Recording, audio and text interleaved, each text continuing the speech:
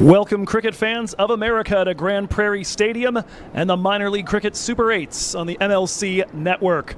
Our first act this afternoon was a resounding vote of confidence for the old Maxim Bowling Wins Championships, as the East Bay Blazers managed to string out a chase of 154 on a batter-friendly pitch and win by 15 runs behind a strong start with the bat from Sujith Gowda and Saideep Ganesh, 3 wickets from Abhishek Paradkar, and economical bowling from the whole attack top to bottom.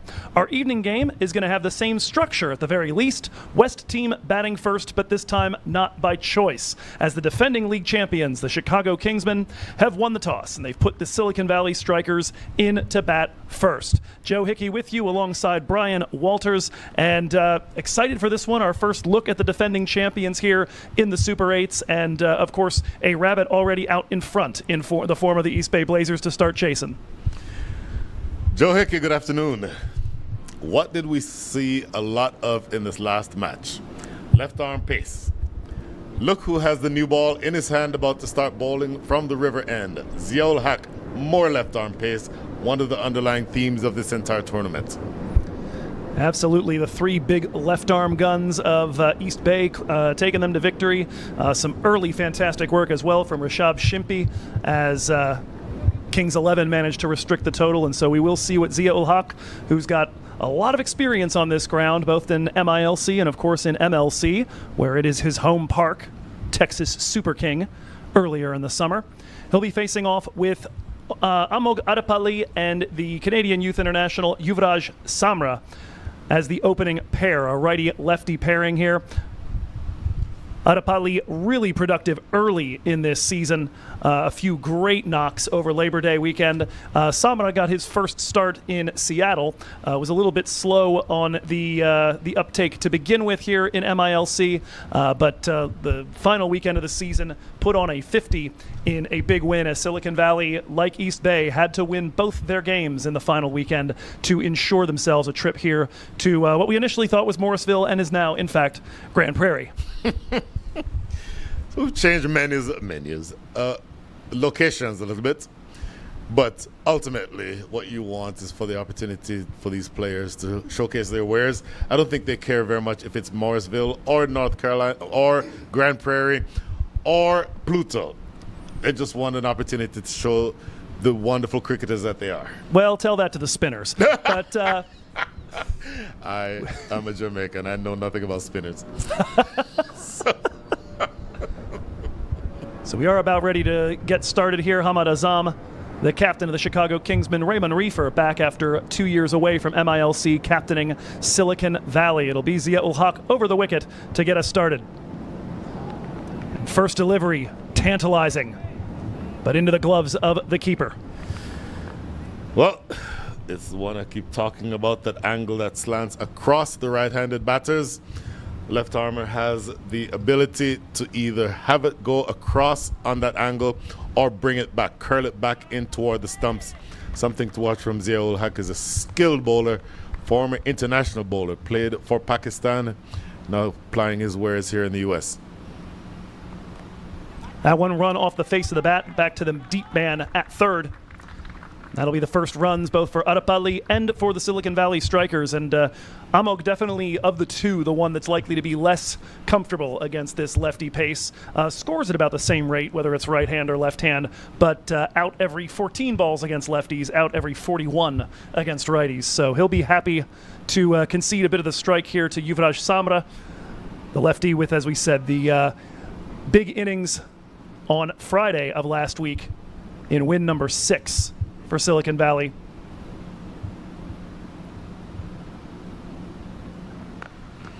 So watch Tajinder Singh. First slip, top left of, top right of your screen right now, because that ball from Zia-ul Haq is curling away from the left-handed batter, Yuvraj Samra. If you're going to get a left-handed batter early, when the ball is new, hasn't really read the pitch in such a way yet, this is the time to have an attacking field, particularly at first slip with the ball leaving.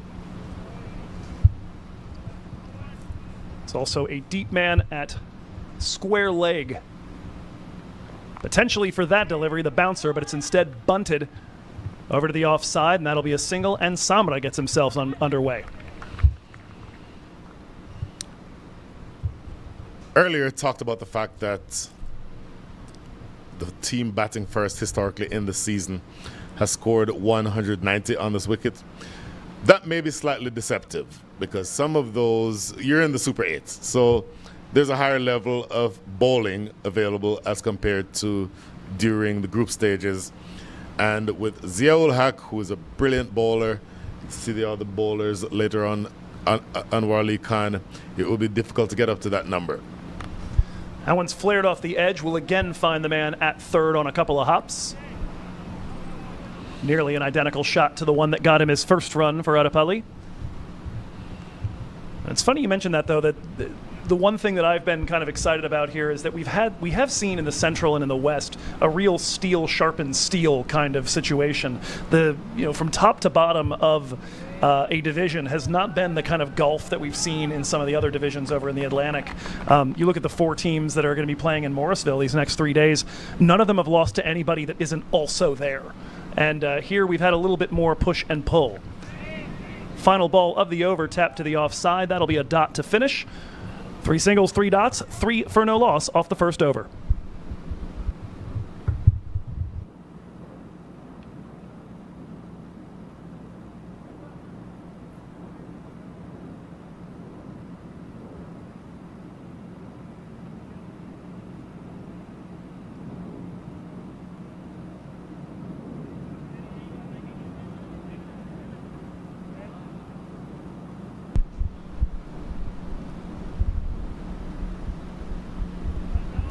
Anwar Ali Khan in to take the first over from the racecourse end. That the north end of the Grand Prairie ground. South end is the river end. And so we'll have lefty pace from one side, righty from the other. Hasn't been available the entire season. Just 3 matches played, 2 wickets taken. Hasn't been available the entire season. 3 wickets taken. I'll make that 2 wickets taken from 3 matches that he's played. Tell you what, though, my apologies. That's not Anwar Ali Khan. Oh, correction, indeed. That is Ghulam Madasar. Apologies. So never mind. Lefty pace coming from both sides. That is interesting because we talked about the fact that the lefty pacers have been very effective all day. And I suspect that you'll get a steady feeding of left-arm pace until you've shown an ability to deal with it. Otherwise, Hamad Azam is a good right-arm pacer. We talked about Anwar Ali Khan, but left-arm pace is the game right now. Big swing, no ding there for Amogadapalli. On the second delivery, 2 dots to start. Mudassar, on the other hand, 22 overs this season, 8 wickets for him. Does concede boundaries on a little over 14% of the balls he bowls. Not quite the high water mark for the team. That does belong to Anwar Ali Khan, but small sample size for him. It'll just be these 2 lefty pacers available to Hamad Azam. As you mentioned, Anwar and Hamad, the 2 righty pacers. You've got Tajinder with the off spin and Hassan Khan newly into the team with the lefty spin. That one takes an edge, and that is the end of the day for Amogadapalli. And his struggles in the wake of a phenomenal start to this campaign continue and follow him all the way to Texas. Edged and gone off Ghulam Madasar in over number 2. Stop me if you've heard this one before. Left arm pace over the wicket, slanting across the right-hander is the formula for taking early wickets. Tremendous bowling. You've seen it all day. You've seen it all season. Look at this again. That angle that is created. He did not even bother turning around to appeal Ghulam Madasar because he knows exactly what happened. Smart catch too by Ramiz Raja behind the stumps. Excellent piece of cricket overall, and first blood to the Chicago Kingsmen. 9th wicket of the season, and this not usually where Mudassar has been doing his striking. Just a strike rate of 36 inside the power play. That bumps up to 11 at the death, where he's been at his most dangerous. But an early knell here of the bell as Shehan Jayasurya will be in a touch earlier than he might have preferred. It'll be a pair of left-handers at either side of the Grand Prairie wicket. Now, having said that, this may be a case of strength versus strength. Left-arm pacers will be moving the ball away from Shehan Jayasurya, but he is tremendous over extra cover. So if you are looking to play over extra cover as a left-handed batter, you can do worse than having the ball leave you. There's one doing exactly that nearly does pick up the edge, and Jayasuriya has been a model of consistency this season, but he has been out once on a golden duck very recently, and that certainly had some visions of potentially being the same. Well, you would have covered a game last week, was it last week, where he came in a spot of bother, as they say, ended up with a century. Yeah, he transferred that spot of bother directly onto the bowling unit. 111 not out, and just the full array of Shehan shots. You mentioned him over extra cover. Don't sleep on him behind himself. He's got a little pinball-looking paddle sweep that paddle scoop that he likes to employ now and again. You might see a little of that, but he does start here with a pair of dot deliveries. He plays that shot to tremendous effect. Absolutely brilliant batter. And I don't know that he'd try it right now with deep third in position and deep fine leg, but it is generally a very high scoring area, and interesting. As soon as I say that, you move the chess pieces around, the sweeper or the deep third now goes all the way around to deep, sort of a backward point on the boundary. Aggressive field.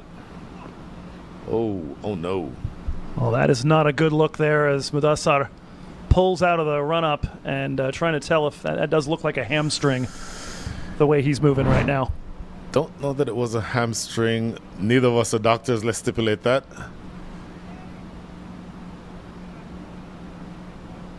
Can't see what that would have been. Yeah, nothing really obvious. No ankle. We saw one of those from Rohan Raje. A little bit of a twist of the right ankle, maybe. Well, we'll see what happens here. He does seem to intend to continue. We saw it was with Raje in that Kings 11 Dallas Exforia Giants game a few weekends ago, and that one is going to be guided straight in the direction of that replaced deep man. And that will spoil the wicket maiden that was brewing, but just a single run from it, and the wicket of Amog Adapalli, the breakthrough for Chicago. Silicon Valley 4 for 1.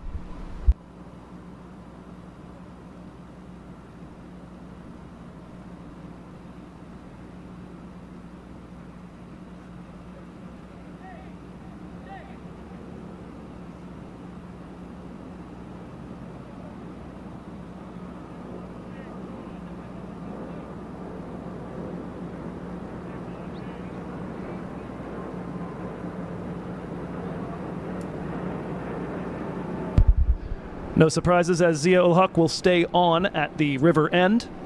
56% of his overs this season in the power play. His first delivery guided to the man in the circle. Samra's way down the pitch, and that is going to be a catastrophic run out. Under what circumstances do you tap the ball into the covers, look up, and have your partner halfway down the pitch? Halfway is being kind. He could have shaken hands with Shehan by the time he got down there. That is I'm speechless. I got nothing. Let's take a look at this again because, okay, watch red helmet, Yuvert Samra, the ball goes straight to point. Where are you going, Yuvert Samra? You are under no circumstances at any level of cricket is that a single.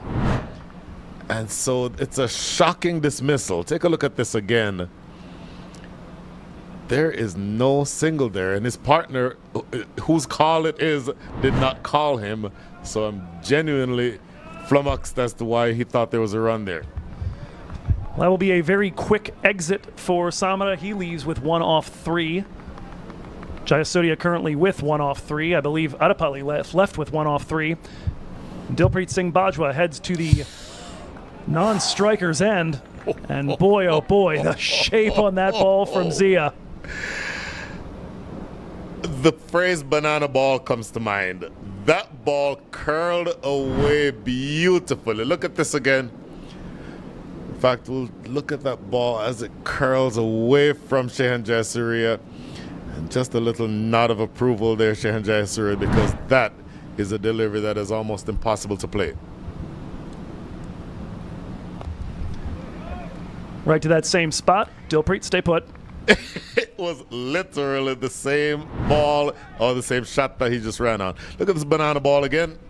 Curling away. Look at the seam position. Ooh, this would be a good time if we could get the camera in on us, because that's how the outswinger to the left-hander is bowled. So we'll see if we can take a look at this. Left armor, and he's having that seam aiming this direction. You release the ball here. It swings in this direction. That is what this left-handed batter or bowler is doing right now. He is excellent at it. And this time around, maybe the scramble seam. No movement in the air on that one, and it is tapped for a single, but another challenging delivery. That went in on the body. Quite the contrast to what Shehan had just seen moments ago. Boy, so Silicon Valley Strikers, obviously, batting first because they were inserted into bat. But I think it's fair to say, a shambolic dismissal just now, in addition to a really good ball. You don't give a team like the Kingsmen opportunities like that.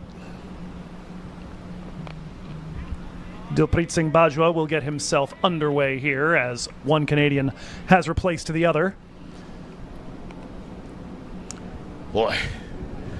So, we talk about the fact that it's probably not going to be a 190 game. I think you will accept, if you are the Silicon Valley Strikers, somewhere around 140, 150. But you mentioned it earlier, there may be a little bit of dew that forms later on. Talking to Hamad Azam ahead of time, that's the reason, part of the reason why he chose to bowl first. That one's hoiked. It nearly stays up for fine leg. But it will be a single to finish off the over. We'll keep the chat here, though. Off the outside edge, that one going down to deep third. But I'll tell you, back to the issue with the dew. Here in the Dallas area, this time of the year, dew around nightfall and beyond becomes a bit of a factor. So you may see a little bit of it. Dew helps the team batting second for a number of reasons. First of all, the ball is a little bit more difficult to grip, so you have less control over it as a bowler. Secondly, the ball moves across the outfield more quickly. Third, when you're in the field, it becomes harder to catch. All of those elements work in favor of the team batting second. I'll give you a fourth reason. It doesn't swing as much when it's wet. So all of those things work in favor of the batting side. That is in the air for a moment, but will fall in front of the deep fielder. Ghulam Mudassar back in. But yes, indeed. And of course, for all those reasons, all the more imperative to get stabilized here, to keep Shehan in and have him bat deep, because you might need that extra 10 or 15 or 20 to be able to defend under those conditions. Oh my goodness, yes. And Shehan knows how big his wicket is. But he also knows that you can't scratch around and at the 10 over break be 47 for 3. You need runs, especially against a powerful batting unit like the Chicago Kingsmen, obviously the defending champions. So they have a fair amount of pedigree. It will not be easy against them. Full toss on the next delivery from Mudassar. They will take the quick one and might have been in a little bit of trouble with a direct hit. A direct hit here would be close. From 100 and odd yards away, I'm thinking he may have just been safe. If we have a replay to look at that and confirm, I think he may have just gotten over the line. This should tell us here. He is the one making the call and going to the danger end. Oh, no, he's gone. He would have been gone. Well, that's why I'm 100 and odd yards away, not on the field. Sure, you would have nailed it if you were the umpire over there, as happens occasionally. That one pounding into the gloves.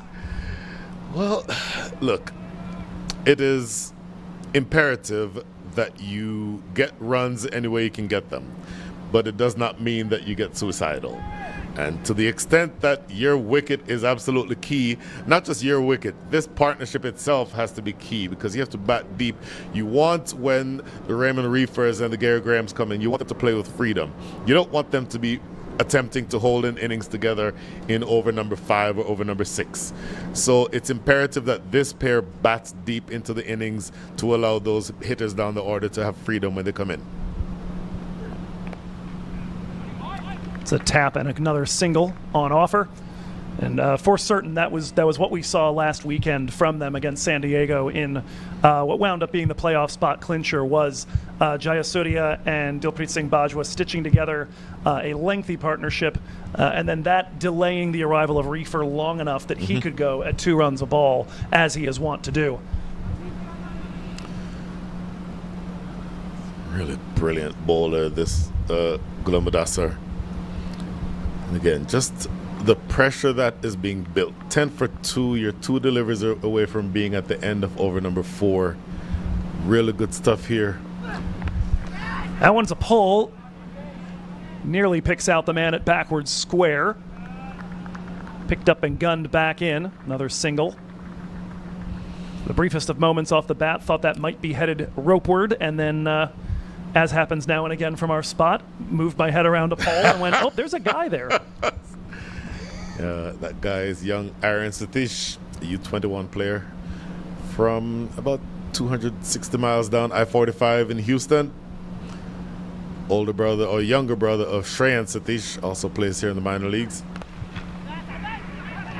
Another run in the direction of the danger area and another opportunity. We've had 1 run out already and 2 really close ones. This one is out. If it hits, I can see that from here. This one is out. Look at this. Hit hard to Saad Ali. Clean pickup. Fires. He's gone by a yard where that had to have hit. So you're taking chances. I don't know that these are chances that you need to take. I mean, just the level of catastrophe it would be to lose a third this early. Yeah, it's not worth a single. It really is not. 5 of those in the over, though. 12 for 2 through 4.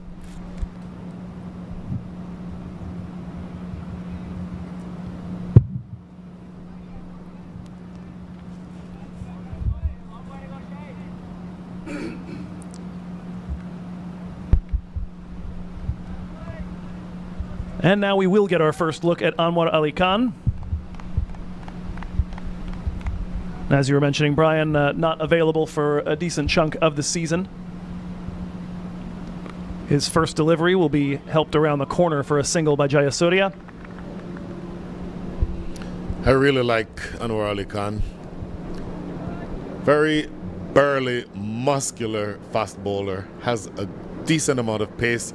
I would argue that he has more pace than the man who he replaced, Ziaul Haq. At the same time, essentially, you can put yourself in the position of being too conservative. So you want to see how you can accelerate. You want to see who you can score against. Maybe to change the conversation, you see if you can step down the track to take him on just once.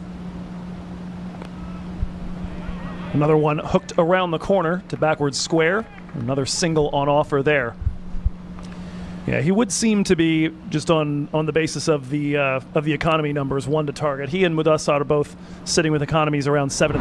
Ziaul Haq a little under 7. Hamid Azam about 6.5 as we take another look at Dilpreet Singh Bajwa navigating that first delivery from the righty. That's also a no ball to go along with it, so a free hit for Shehan Jayasuriya. And we've seen a little of this. The slow starts followed by some pressure release boundaries, saw it in both innings of our first match today, and a chance for Shehan to go in search of something like that here.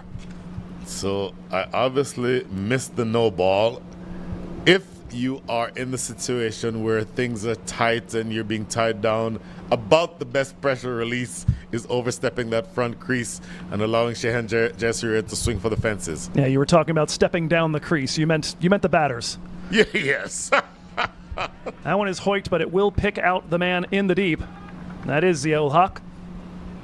And so Wow. just a single from it, and quite the let-off here for the Chicago Kingsmen. Oh my goodness, yes. You essentially get out of jail free anytime you have the opportunity to keep a Jayasuriya down to a single on a free hit. So this is really good bowling from Anwar Ali Khan. Now, just keep that front foot behind the popping crease and you're good. That one's come up and bitten Dilpreet Singh Bajwa. It's kind of remarkable, too, to have the overstep. I mean, obviously a miscalibration, but a very aborted run-up from him for somebody with as much pace as you were discussing. So we'll take a look at this last delivery here.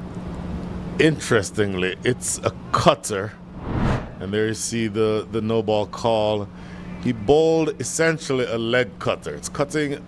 Maybe we can get a visual image of that. But he's bringing it, as you see the ball that smashes into the midriff, if you will, of the batter. Yeah, Dilpreet's getting beaten up down that end. That's the second one that's hit the body. As he navigates that one in a quick throw behind Jayasuriya. So I don't know if we have the time to go back and look at that that leg cutter. It's a very effective delivery if you get it right. And essentially, it's a leg break at 80 miles an hour. It's very difficult to play. And Anwar Ali Khan, who to me seems to be bowling within himself. He's not bowling flat out. Usually he's around, as I mentioned, he's usually a lot quicker than Ziaul Haq. Looks to be bowling within himself here. Just a very short run-up also. One tap back behind. Easily claimed by the man with the gloves, Ramiz Raja.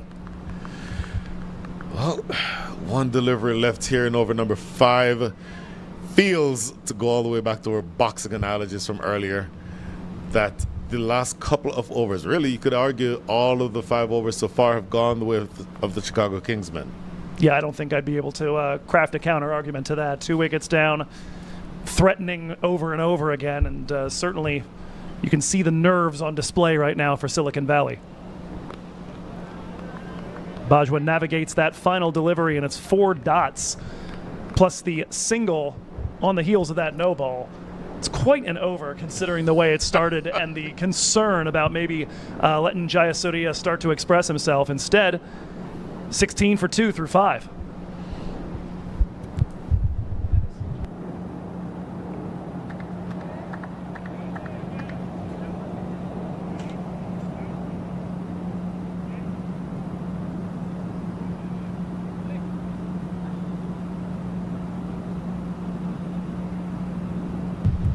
Last over of the power play, and it is going to be the captain, Hamad Azam, who takes over, bowling his medium pacers from the theater end. What end did you call it earlier? The racecourse end, didn't you? Yeah, I remember. I think in MLC we called it the racecourse end, but I'm open to things. I wanted to rename both of the ends in Oakland. They went with Bay End, and I can't remember because it didn't pop.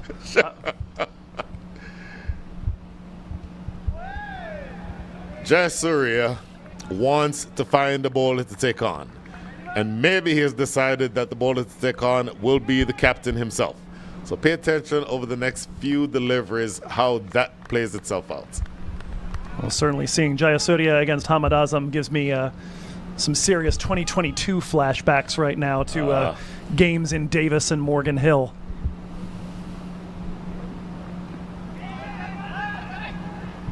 Quick single. So in the initial stages of the minor league from 2021 onward, Hamad Azam was on the West Coast, was he not? That's right. 2 years with the Golden State, now San Ramon Grizzlies. Mm-hmm. Big part of that team that made their way to the Pacific Conference Final the first year. I have always been impressed with Hamad Azam for a number of reasons. Not the least of which is the fact that even though he's not express, he bowls thereabouts, makes you make the mistake. And then with the bat, obviously, when you see him later on, he's a punishing finisher. Saw him take 28 runs off of 1 over here in the minor leagues a couple of seasons ago in over number 19. It was a thing of beauty. Oh, in the air, it's going to land short and to the right of the fielder running across from mid-off. So runs very hard to come by at this moment, Joe Hickey. Yeah, they're taking them where they can find them, and it seems like almost every other run is tinged with a little bit of terror. Well, if you're getting to the point now with 2 deliveries remaining in the power play, you do not yet have 20 runs on the board, 2 wickets down. You have some work to do if you are Silicon Valley. Quick single, look out here. Oh, I tell you what, Hamad Azam can make that play. I have seen him make that play before. Mishandles it this time, though. Yeah, the pickup is always something of a crapshoot, but indeed, the coordination to turn, spin, and fire, everything was loaded. Oh, my goodness. So you're down to the last ball of the power play. You are scoring at 3.26 runs per over. That is a test match scoring rate. And I do love test matches, but I absolutely love test matches, but it's not called for at this moment. Whipped away into the deep. Aaron Satish again in that area. In fact, good strong throw to the keeper's end. 1 over for the captain. 4 runs conceded at the end of the power play. Exactly 20 runs are on the board.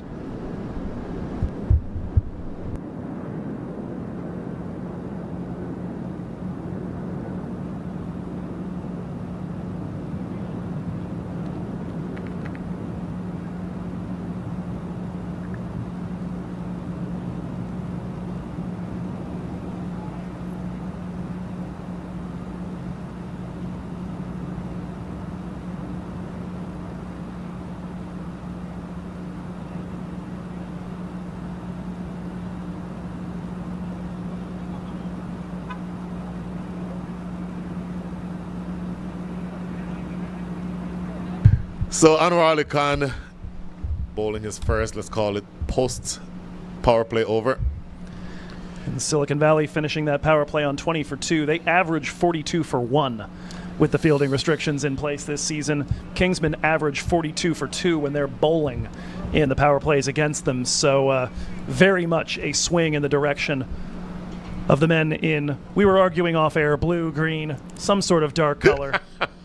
It might be that dress all over again.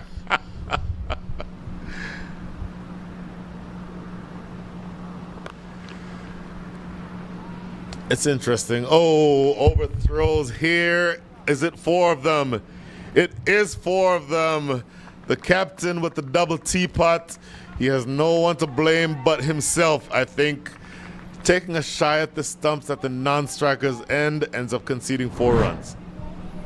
Yeah, this one, for baseball fans, the pickoff attempt at first base that ends up in right field. And you take runs here rather than bases, but yeah, there's a couple of double teapots, although one of them has the spout all the way, the handle's going all the way up to the top. Yep. You almost can't blame them, though, the way that they have been creating danger out of every slight misstep between the wickets. Can maybe allow for one of those. You would be irritated if you're Anwar Ali Khan because those 4 runs go against your name. But the bigger point is if you are the runner, you tend to stay in your crease a little bit more because you know that you can't take cheap or easy singles on the infield.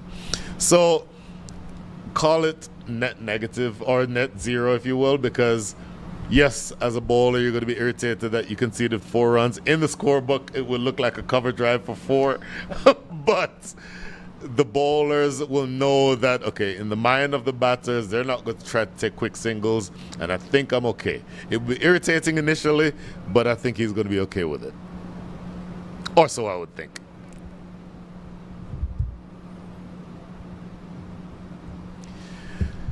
So what does Shehan Jayasuriya do here? 9 from 17. Well played. That is an elegant looking stroke for 4. Waited, played that late. Found the gap to perfection. Boy, That is one straight out of the textbook. High front arm, and at the point of impact, he opens the face just a touch to have it go behind the fielder at backward point. Really good batting from Shehan Jayasuriya. Look out here. Oh, I'll tell you what, it's not, Hassan Khan is not somebody to take on very quickly. And then you do get, no, I thought they were going to get an overthrow. Not exactly that the case. But runs are hard to come by, and I think you're seeing evidence of it here. And Shehan, a little lackadaisical, kind of staring at that, and so Singh would have been absolutely gone. And then Jayasuriya very nearly gets Kyron Pollarded moments later. Oh, goodness. Which is, at the very least, a little better than getting Trent bolted. This is true. So for maybe the 2 or 3 people who don't know what being Trent bolted is, explain after this ball. Skied into the air. A lot of work for Aaron Satish in that area. Just a single. Getting Trent bolted would be a form of run out where you lose your bat, you end up dizzy, you do the hokey pokey, and you spin yourself around. And that's what it's all about. And at the end of it, you are reaching somewhat piteously towards the line that you needed to get yourself behind. I mean, if you are the batter who that happens to, you're embarrassed. Everybody else, including your own teammates, are laughing at that. I mean, Stuart Broad said he watched it 50 times the night it happened. Full toss, stroked into the outfield. A couple more runs here, probably. So maybe runs are starting to pick up just a little bit. That over does help. 12 runs coming from it. End of over number 7. The score is 33 for 2. So 13 runs, my apologies. 33 for 2.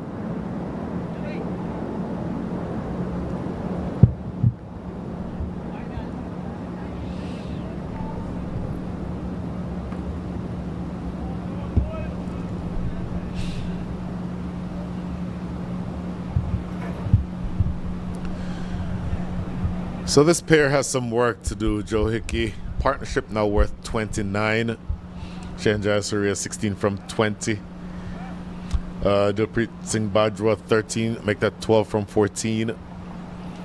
The earlier conversation that we had when the Kings 11 Dallas were facing the most imposing of bowling lineups is, who do you go after?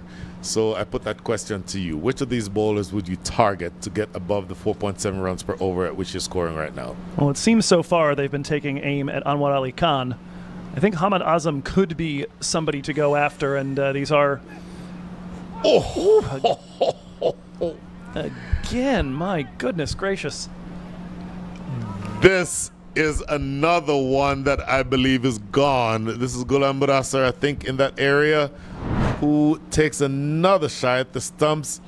And again, I believe if this hits, he's gone. This gives us a good look here. Gone. And the other thing I'm looking at is that he's running and not running in a straight line. He's running and veering off to the right to avoid being hit. But when you do that, you extend the distance that you have to travel, which makes it difficult for you to not be judged out on a run-out opportunity. We were talking beforehand about who to potentially target. He's been pretty economical so far, but Ghulam Mudasar, somebody who this season generally has suffered against lefties, that's somebody I would expect Shehan to eventually take on. He's looking now to get the invention out against Hamad Azam. That was the attempted pinball reverse scoop. That's exactly what it was, that wry smile on Hamad Azam's face, because he's seen that shot a number of times before. Shehan Jayasuriya always has that shot in his back pocket, and sometimes it comes to the fore. I never thought I'd see it that early, but then again, fine leg is inside the circle, not a bad option. Down the ground, lofting it beautifully away for 6. I believe that went for 6. We'll double check here with umpire Jermaine Linda. No, it landed short. But an elegant shot nonetheless, another pressure release for 4. Holding the pose, one little step down the pitch to get to the pitch of that ball. And we do see one bounce over the rope. over the top of the drawn in man at mid off and at mid on.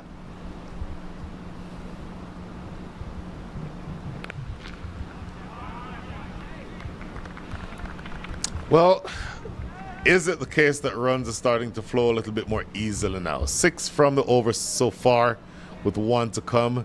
Over number 8, over 7 went for 13. Yes, over 6 only went for 4, and the one before that also for 4. But you're starting to get a little bit of, if not fluidity, at least you're not at a test match scoring rate anymore, unless you're playing baseball. So you're just short of 5 runs and over at this stage, looking to keep building.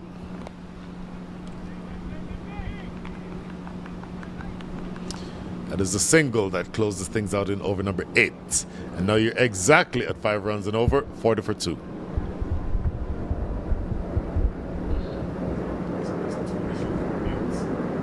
One.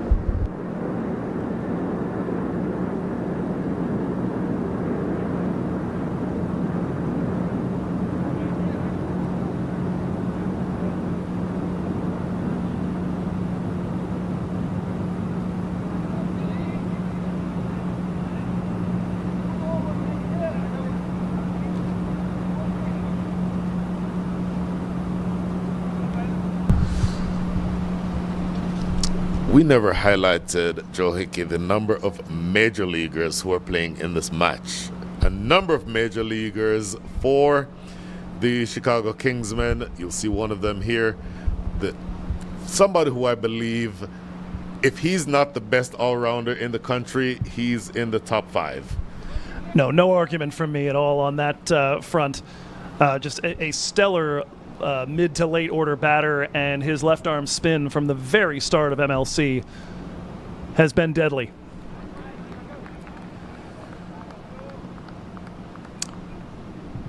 Delayed his entry into the MILC this year because he was playing in the Caribbean Premier League.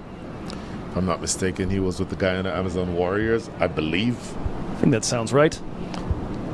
Tremendous left arm orthodox. More the traditional left arm orthodox, turning the ball away from the right-hander into the left-hander. And as a right-handed power hitter, you cannot get many better in the country. And he's an absolute gun in the field, anywhere he is. So a couple of singles to start his day with the ball. Yeah, Jayasuriya, generally speaking this season, left arm spin has been his favorite thing to take on. You won't get a ton of it today, as Hassan will just have his 4, nobody else on the side. We have some leggies that have been left off the 11 for today. Here as Dilpreet guides that one to the offside. No run there. But Shahan, 131 overall, the strike rate. It bumps up to 158 against lefty spin. And 38 balls he's faced, yet to be dismissed by it. So something he's felt rather comfortable against. Might look for 2 here. They do come back for 2. Not the best of throws. Going back to the point about the left arm spin, you can understand why Shehan Jayasuriya, as a left-hander, would like facing left arm spin. That ball is turning into you. And if you have a power stroke, most of the batters, their power stroke is to the leg side. So the best way for a left-hander to get power is for the ball to be turning into him.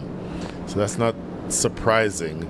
But it also means that you have to be very judicious about where and when you use your left arm orthodox, because you can't keep him out of the attack forever.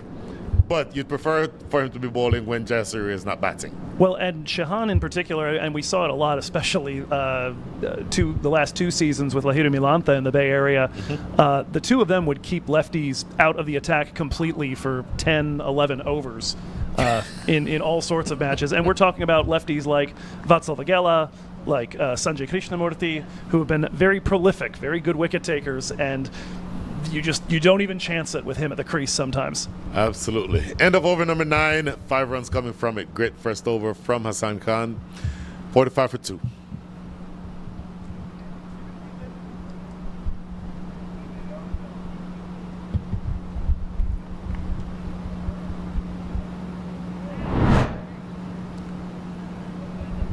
Couple of highlights. Beautiful delivery there from Ghulam Nadasser, and that beautiful ball from Ziaul Haq results in the most comical of runouts from Yuvraj Samra. A couple of really nice strokes from Shehan Jayasuriya. That one down the ground, he holds the pose. Excellent stuff. Interesting. Switching the bowler, Anwar Ali Khan, coming now from the northern end of the ground. Hamad Azam taking himself on. Did Hamad Azam believe that he himself was a weak link? I mean, first over was very tight, just 3 off of it, but that second over, it did seem that Shehan in particular was looking to take him on. Maybe figures that little bit of the pacier offerings from this side will yield better results.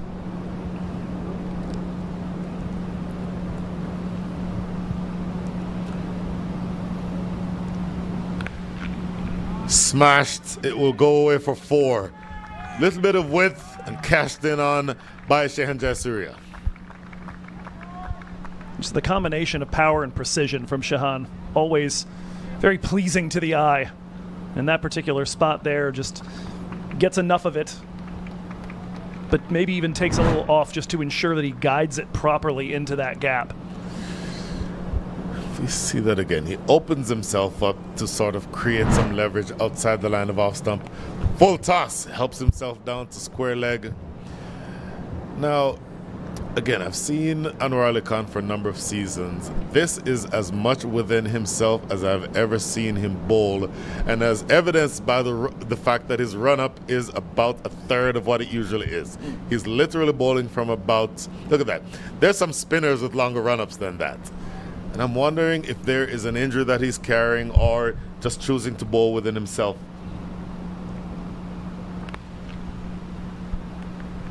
Yeah, certainly, if there's any sort of injury, the only thing you worry about is do you end up doing a shoulder trying to make up for the difference in what you were getting before from your run-up?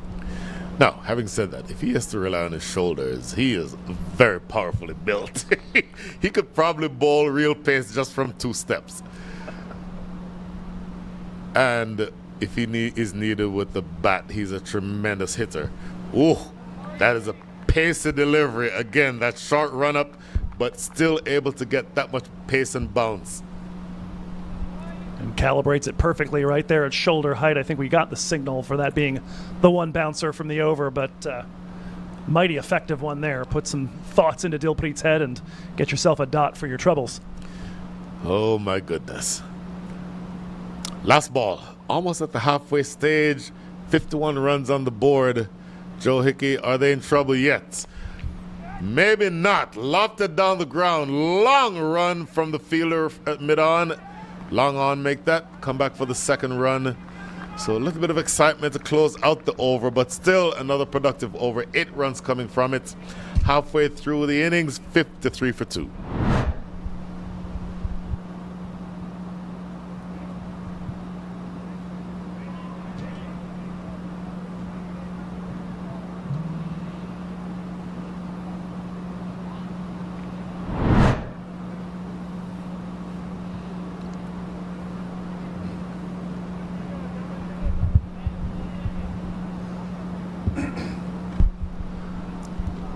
$53 for 2, halfway point. And Brian, you asked before we went to our break whether I thought that the Silicon Valley Strikers were in trouble.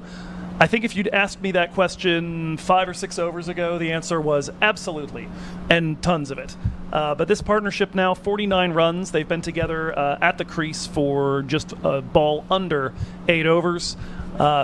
They've certainly done the repair work to this point, as that one is hoiked. Not quite the connection that Shehan was looking for, but we'll get them a single and bring up that 50 partnership, which I did not curse this time.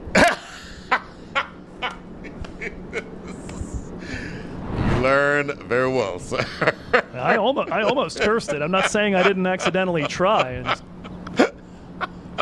had the voice screaming in my head, no, no, no, no. Bit of a sweep there as Bajwa leans forward to try to get to the pitch. The ball from the spinner, Hassan Khan.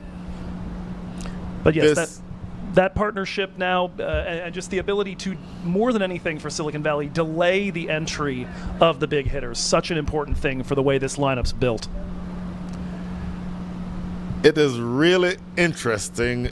There is almost a cat and mouse game going on here because you have in your back pocket, the Hassan Khans. As that one's shot right back past the stumps. Long on and long off converge. That'll just be a single. So you have Hassan Khan, who is now into his second over. You have the young leg spinner, Aryan Satish. Both of those will be really handy weapons against Gary Graham when he comes into bat. But if you have Shan Jaisuri at the wicket, you have Raymond Reefer. Though you don't want those two to be bowling when Raymond Reefer is batting.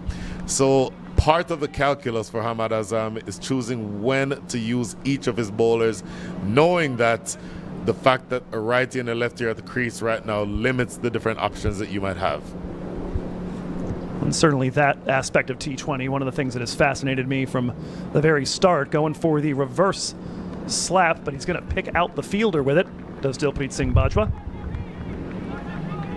Little premeditation there, got to get your grip right. In that case, just not quite wide enough to get that shot to come off the way he wanted. Khan targeting the stumps, be a nice dive in the infield to keep it to a single run. Syed Saad Ali doing work. My goodness.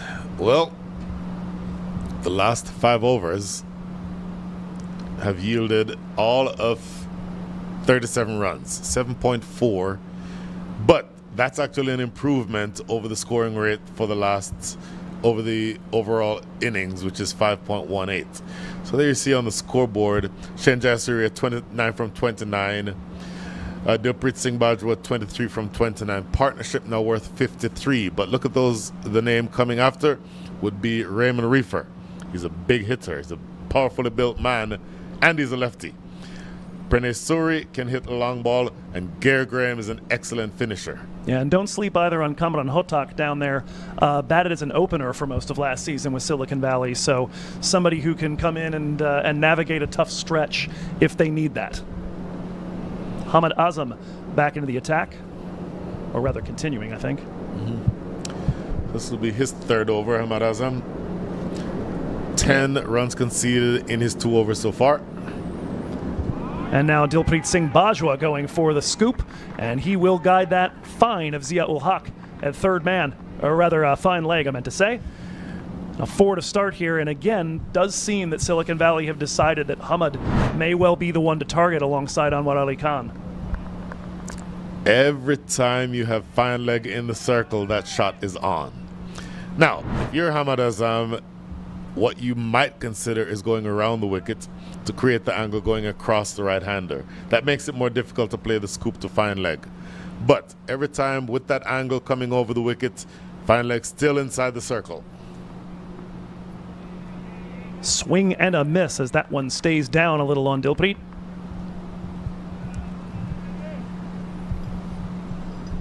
Now, is this a partnership that saves them?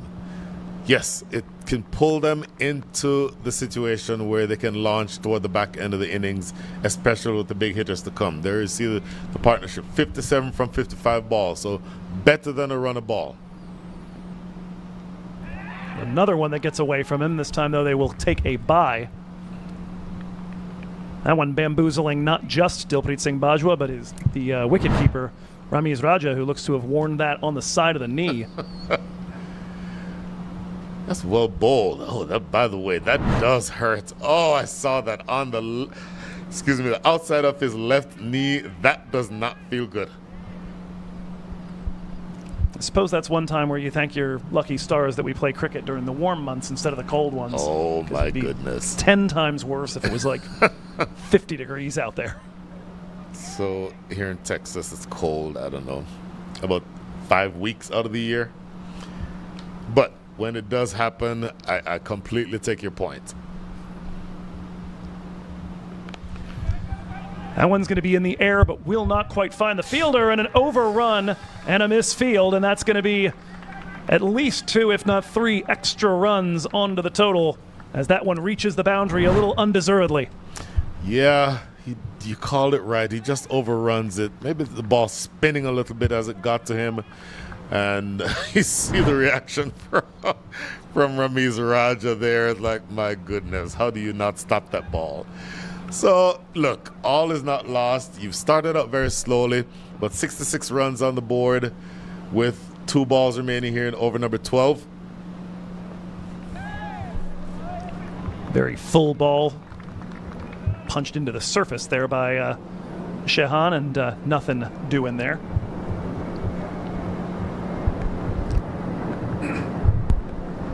Well, you're down to the last 49 balls. 66 runs on the board. 8 and over would seem to be the minimum that you'd be looking for from here. That gets you to 131. 10 and over gets you to 148. With the hitters that you have, you could potentially get much more than that. And a dangerous delivery there from Hamad Azam. Ends up on the back foot of Shehan Jayasuriya. One that may not have been stump bound, but for certain could have been chopped on very easily, and it'll be a single from that last delivery of the over. 10 off of it, 2 boundaries, 9 of those runs off the bat to go along with the bye. 67 for 2 through 12.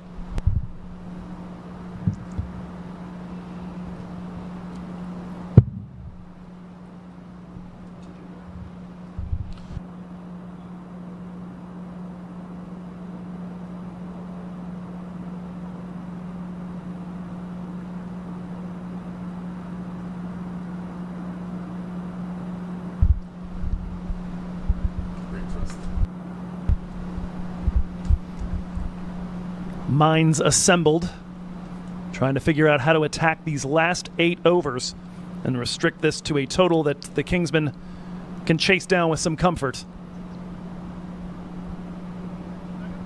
Partnership now worth 63 runs and has gone through nearly half the balls in this innings. And I think to your point earlier, is this or to your question earlier, is this a partnership that saves the innings for them? To this point, it's done its job, but now they're reaching that point where you probably need to really press the accelerator or get out of the way, which is what sometimes happens when you press the accelerator. But you either need to get the big hitters in soon, or you need to be the big hitters soon.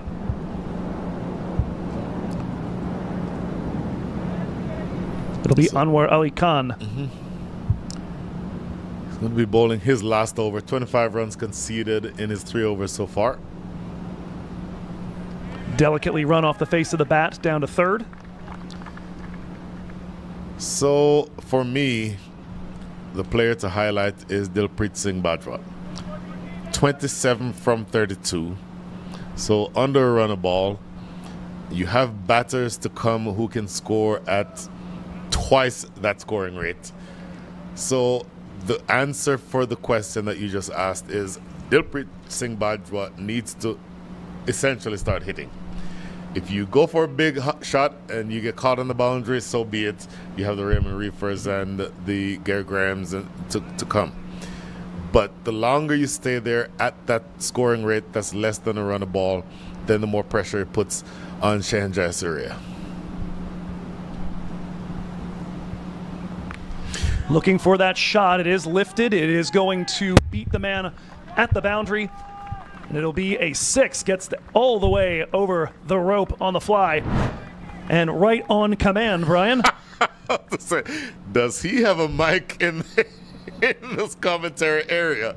That's what he needs to start doing. Now, admittedly, he did get a ball to put away. It was from over the wicket, slanted in toward his pads. Anybody will want to put those away. But he needs to do a lot more than that. Looking for more, and he'll guide that one over the top of a drawn-in mid-off. Finds the empty space. The old baseball adage, hit it where they ain't. And that's going to be 4 more to the total, and just like that, 10 off 2 balls.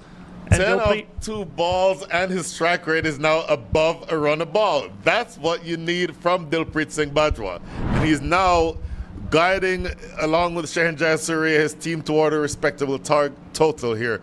74 is what the partnership is worth. Yeah, in fact, now his strike rate is actually better than that of Jayasuriya's. Shehan, get with the program. Well, we know that Shahan does not need an invitation to get aggressive. That is an understatement. Single here, and he'll give Shahan a chance to get involved in the party. Just 2 balls left in Anwar Ali Khan's spell, which is rapidly becoming a great deal more expensive. 37 now off the 3.4. Yeah, 12 of those 37 from the first 4 balls of this is final over.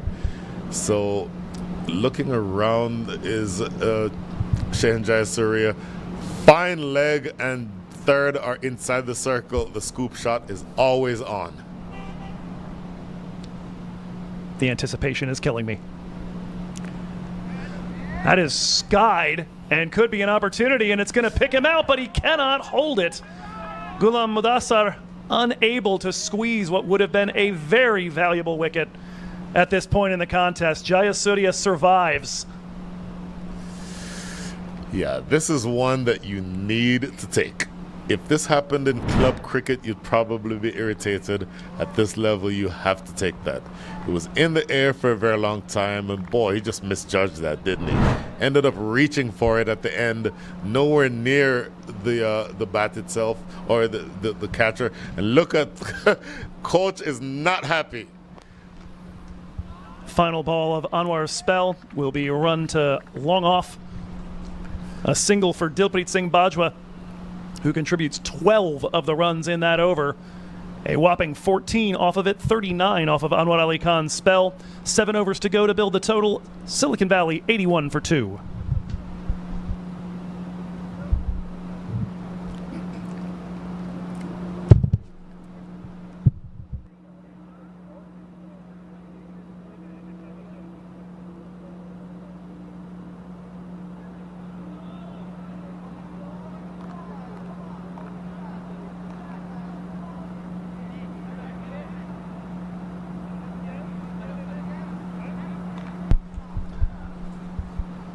Ghulam Mudassar will have his chance to earn a little bit of pardoning for that drop moments ago, as he is back into the attack. And to be fair, to this point, everything he's done has been phenomenal. Yep. Took that wicket early of Amog Adapalli, getting him to nick off to Ramiz Raja, and has given up just 6 runs off his 2 overs of work. So he'll look to continue to build off of that here.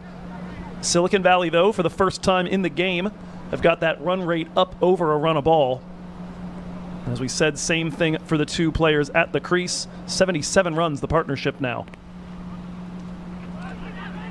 Oh my word, very nearly another run out. We've seen 1 come off, but we've seen, I think that's at least 4 now. This may have been the easiest of all because he rushes it. He had more than enough time. Look at this. Clean pickup. You have time. He was 10 yards down the wicket. You could have gotten up and run it to the stumps that time. Yeah, Dilpreet Singh Bajwa knew direct hit, he is dead. Yes. Wasn't hot-footing it back, anything of that sort. Yeah, just a little rush of blood to the head. You wonder to some extent, does the drop earlier play into the way he handles that chance in the field now?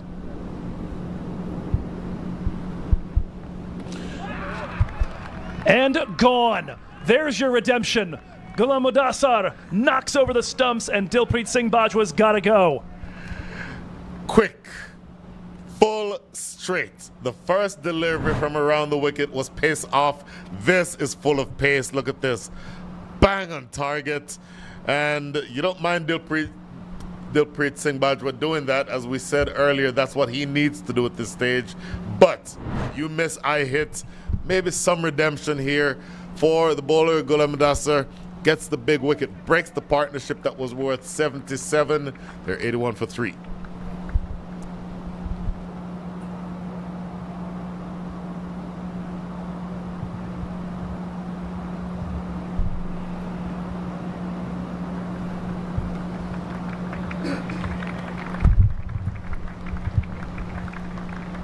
And here comes the captain, Raymond Reefer,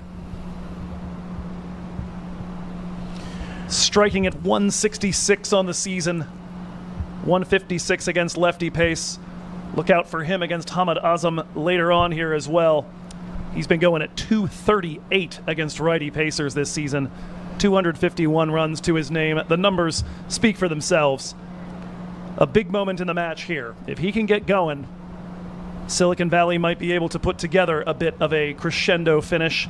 We are now at the point where tens from this point forward would get you in the neighborhood of 150, and we saw something like that defended with about 15 runs to spare earlier today, albeit without dew on the ground. But the sort of total that might well give you some hope, especially with the way this inning started.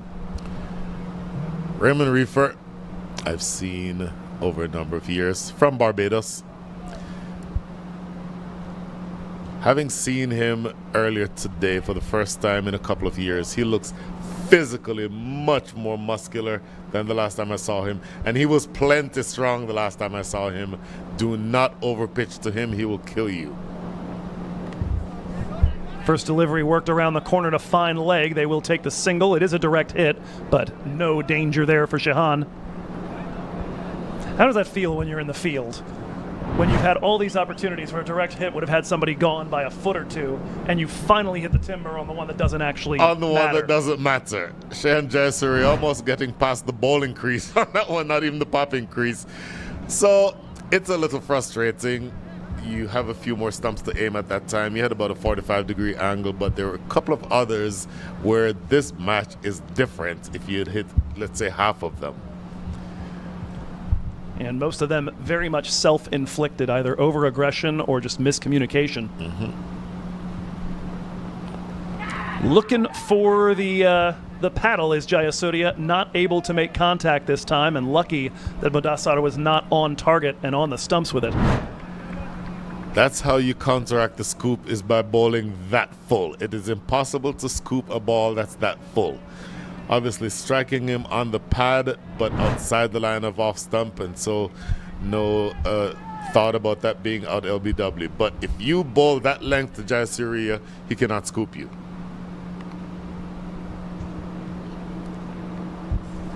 And now buzzing the tower.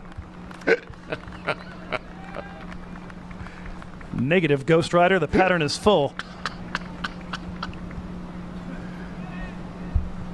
Get the signal there from Jermaine Lindo that is indeed the one for the over.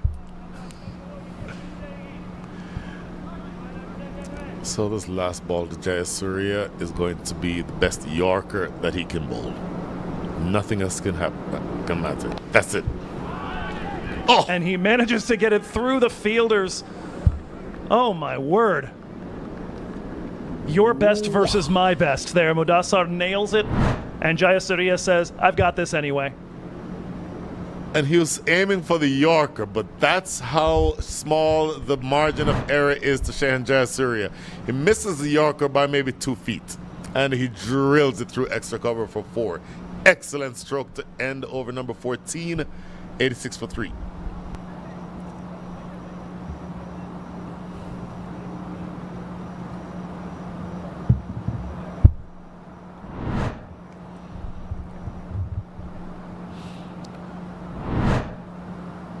Boy, that shot had class written all over it.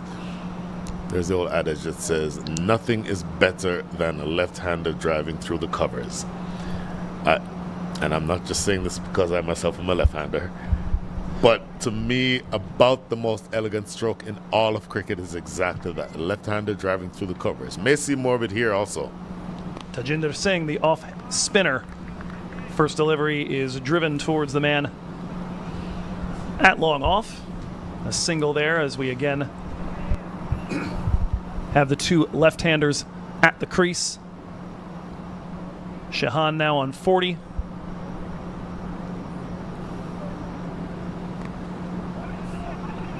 They'll look to take the quick single here. I thought I saw the little tap to get the timing for the scoop again. Well, it's interesting how the batting side has manipulated the bowling attack. You've not gone to a leg spinner. You've only had a couple of overs from Hassan Khan. As that one is guided through the men in the inner circle, long run, and held in at the rope beautifully. Sweeper cover able to get there and hold it to just a pair of runs. There's 2 saved right there. We have seen a handful of freebies given out by Chicago, but that one definitely saved. Tremendous piece of fielding on the boundary. And so, mention the fact that you've had to delay the introduction into the attack of your leg spinner, Aaron Satish. Only 2 overs bowled so far from Hassan Khan. That's because you have 2 left-handers at the crease, and they both are starting to be aggressive. 33 balls remaining in the innings, and this is the time for them to hit big. Looking initially, I thought to go to the offside, but swept towards long on. In from the rope is Zia-ul Haq. So did my eyes deceive me? Was that Sukhjinder Singh as a subfielder that made that play out at the boundary earlier? I thought I saw 34 on the back. Well, your eyes are much better than mine. That is drilled over the head of Zia-ul Haq. And a big maximum off the bat of Shehan. Moves to 47. I'll tell you what, money time. It is money time. And maybe just a touch too short, going onto the back foot and playing that over the top of long on for his first 6. It was these 2 that put on the massive partnership against San Diego 2 weekends ago. This one dragged and will find the deep protection behind square leg. And so Shehan on 48 will retain the strike after another massive over, 12 off of Tajinder's first over of work. Silicon Valley with 30 balls left to go, 98 for 3.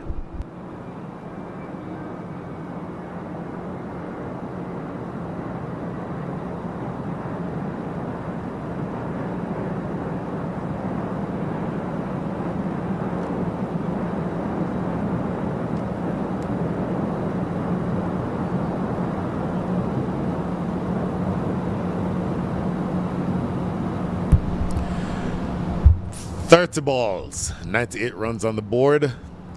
Partnership just getting started, but is showing signs of being a destructive one. 98 for 3. And I am sad that I missed it. I should have been looking for it the whole time. That massive 6 over Zia-ul Haq puts Shehan Jayasuriya into the 2,000-run club. Brings it up the same way Sujith Gowda did a couple of weekends ago with a 6 directly over, or directly down the ground. Congratulations, Shehan. It is a very, very select club, just you and Sujith. A club of 2. You can do worse if you want good batting than Shehan Jayasuriya and Sujith Gowda. And you said that you missed it. I also missed it because I just noticed that Lenny Achayabar sent me a note earlier saying the exact same thing. So we just missed it both. Lenny, thanks for your assistance. And boy, this is a good piece of work. They're not done yet though. Hamad Azam back into the attack for his last over. Driven square. Moves up to 49, Shehan Jayasuriya. Joining now with his captain, Raymond Reefer, 5 from 4. But he can hit the long ball with the best of them. 99 runs on the board. A run a ball gets you to 128, but you want a whole lot more than that, don't you? Well, certainly after the rebuild they've done from being at 4 for 2 following that run out. Slashes it away in the deep. Once again, Aaron Satish with a lot of work to do in that area. Has not bowled yet. By the way, that single bringing up the 100. Always good to have that number. Psychologically, it gives you an advantage. But your work is not yet done. Shehan Jayasuriya, back to you. 49 from 41, 5 fours and a 6. Strike rate of 120. How much more does he have to offer? Goes big. And is that taken? What a stupendous catch in the deep. Hassan Khan, I believe, is who that is. What a brilliant catch. The one man you don't want to try to take on. That is the end of Shehan Jayasuriya, 100 for 4. Just into the 2,000 club, just outside, picking up his 14th 50-plus score. And you mentioned it earlier, Brian. What can't Hassan Khan do? Batting, bowling, fielding, absolute triple threat out there, and he takes a massive wicket here. It's going to have to be Reefer and potentially Graham coming out here with these 27 balls remaining to try to push Silicon Valley to something defensible. Well, my eyes do not deceive me. Don't believe that that's Graham. I believe that that would be... That is Pranay Suri. Pranay Suri. Forgot they still had that club left in the bag. That's right. So, given once again, I've said this a couple times already, given that all of this action takes place out on the West Coast and I see none of it, let me know something about Pranay Suri with the bat. Familiar with him with the ball, don't know a whole lot about him with the bat. Well, Pranay Suri this season hasn't really been needed a ton. He's got 59 runs and an average just a shade under 12. Been going at about a run a ball. At his best against right-arm pace, he's had a few seasons where he's kind of been boom or bust, mainly just scoring off of boundaries. This season, the issue he's mainly had is that he's gotten in a little in the power play, a little in the middle, and he's had a very hard time finding the rope in the middle overs. So certainly someone who can do a little something, as that one is wide down the leg side to greet Suri. So the wide down the leg side gets you over the 100 mark, 101. Last season, a much more productive one for him, albeit a season when Silicon Valley didn't have quite as many of the big bats and where Gary Graham in particular was really scuffling. So he was forced into that role as a power hitter down the lineup a bit more frequently.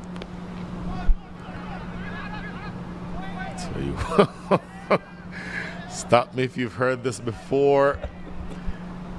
Shy at the stumps and a miss, and a direct hit there could at least have been interesting. Yeah, let's get a look at this. Again, brand new partnership, so a little miscommunication. That's hard to tell from that angle as Pranay's bat is shielded from our view, but at the very least a close call. Absolutely. So, Reefer, does it all fall on his shoulders now? 6 from 5. Pranay Suri 1 from 1. That was a very fortuitous one just now. Oh, cheeky. Absolutely cheeky, but it doesn't quite sneak through. Thought for a second it might. It's a good piece of fielding by Ghulam Mudassar. Okay, this gives us a good look here. Gone. Yep. Absolutely gone. Obviously, we don't have the third umpire is not in action in this series, so I don't know whether that would have been given out on the field. We can slow it down and look at it in 5 different angles. The umpires on the field don't have that option, but he clearly would have been short of his crease. Advancing down the track this time, Tajinder Singh in the deep. So I feel like by this point on those run out chances, I need one of the umpire clickers to keep track. It's got to be at least 5 of them now. Oh my goodness, that is the end of over number 16. Last 4 overs, last 24 balls coming up, 104 for 4.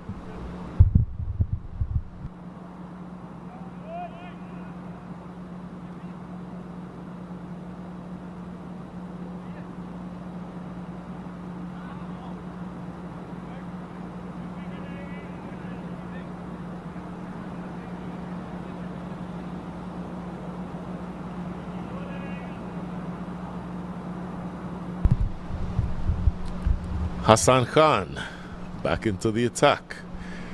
Tricky move. You bring Hassan Khan on. Now, Pranay Suri is a right-hander, so you prefer Hassan Khan to be bowling to him. But one single, and you have Hassan Khan versus Raymond Reefer. And I think Reefer would, well, he'd be inclined to enjoy that. Hasn't seen a lot of lefty spin this season, as Suri will get off strike on the very first ball. Oh, this will be interesting. This is probably the biggest strength-on-strength matchup we see looking at the rankings by phase this season. Silicon Valley, 6th fastest team at the death in racking up runs. Chicago Kingsmen, 9th in the league in restricting the economy at the death. So interesting to see which way this breaks. So we said something like 120, 130, very chaseable. 150 could get really interesting. Strength versus strength, and he immediately goes around the wicket. Hassan Khan to slant the ball across the big hitting Raymond Reefer. That is exactly what you need to do. Hurries him up with that flat ball right at his feet. There's just nothing you can do with that unless you know it's coming, and even then, probably not.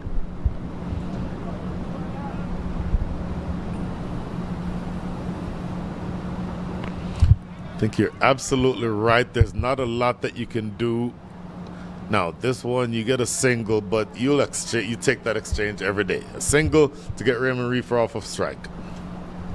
Yeah, 1 off 2 against him is among the better case scenarios, besides the obvious of dismissing him entirely. 21 balls remaining, 106 runs on the board. Run a ball gets you to 127. Lofted in the deep, out of the park for 6. Clean strike by Pranay Suri.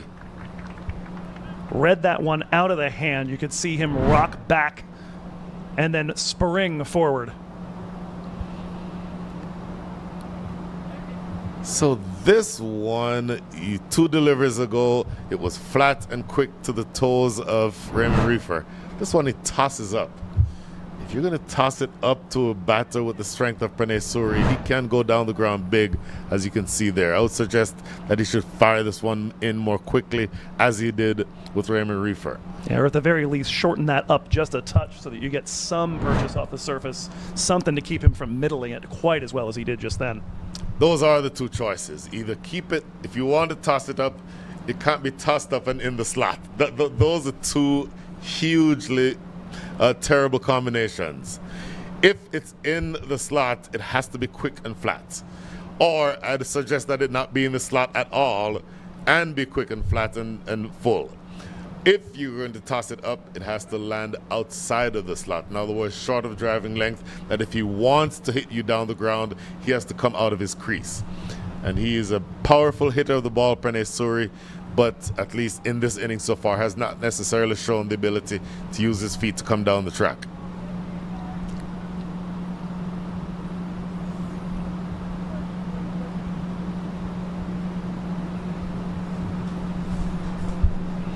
Looks like we've got ourselves a either the original one or a new ball to play with, as Suri knocked that one off a banner. That's what you want to see from Hassan Khan if you're trying to not get hit out of the park. Quick, flat, ends up bowling a low full toss, but you'll accept a low full toss in these circumstances. Certainly better than going down the ground. Well, and for all the concern we had about trying to keep away from Raymond Reefer, it's been Pranay Suri that's touched him up for the 6, just on a miss bowl, and now Reefer does get a crack at him on the final delivery of this 17th over. In the air, is that catchable? It is catchable, and it is taken. Clean catch taken in the deep at long on. That is Tajinder Singh. What a big wicket that one is. The captain goes dismissed for 8 runs, 113 for 5. And Reefer is going to feel like he has missed out big time on this. A full toss at his pads. Normally knows what to do with that, but the saying I recall from a friend of mine from West Virginia was, man, just one more Wheatie this morning and you would have had it. And not that Raymond Reefer is ever lacking for strength, but no. just not quite middling that one sufficiently to get it over Zia. Boy, so gets hit around a little bit in that over. Hassan Khan, let's see the replay again. Raymond Reefer lofting it, had the low full toss. Honestly, just a touch more power, or drag it either to the left or the right, and it goes for 6. But that big wicket, 9 runs from the over, but the big wicket itself of the captain. So 113 for 5. Gary Graham is now at the crease. Well, and Gary Graham, somebody you like to save for this chunk of time here, but Gary also somebody who has had immense struggles the last few years with lefty pacers.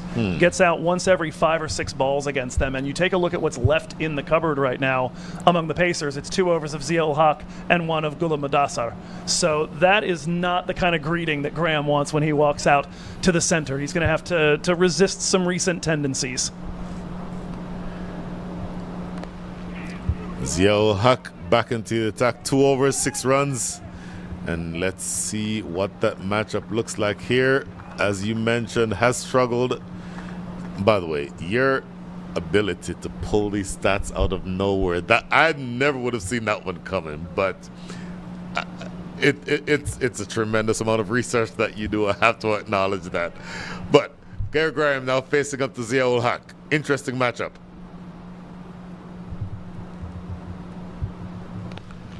Lovely shot for 4. Well, that doesn't look like he's bothered by left arm pace. Through extra cover all along the carpet. Lies, damn lies, and statistics. Boy, he nailed that one all along the ground.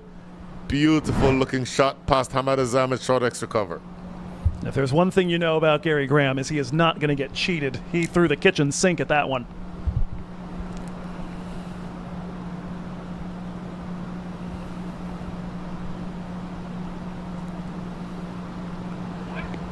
Interesting.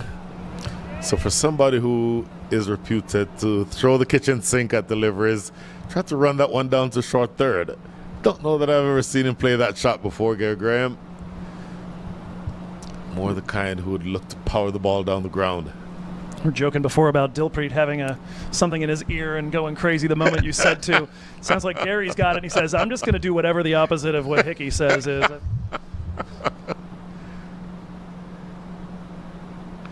In the air, is this catchable? No, it will fall short of Tajinder Singh, and they'll just settle for 1. Well, 14 balls remaining. Pranay Suri, 11 from 6. Gary Graham, 6 from 3. Make that 5 from 3, my apologies. So you want something around 140, don't you? Can you do enough to get 20 in the next 8 balls? Is that doable? Make that the next 14 balls. Top edge doesn't go in anywhere near where he was looking to play it. It gets it down to deep third for a single. Just breathe a sigh of relief and live to fight another day here. Now 140 definitely looks within grasp. I think 150 is the big question. If you can get a couple of big hits from Graham, or from Surrey for that matter. Sure. Could get yourself working in the right direction.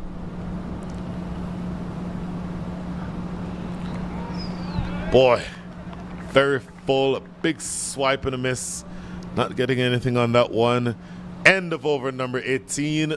1 more remaining for Ziaul Haq. You'd think that he'd bowl the 20th. End of 18, scores 120 for 5.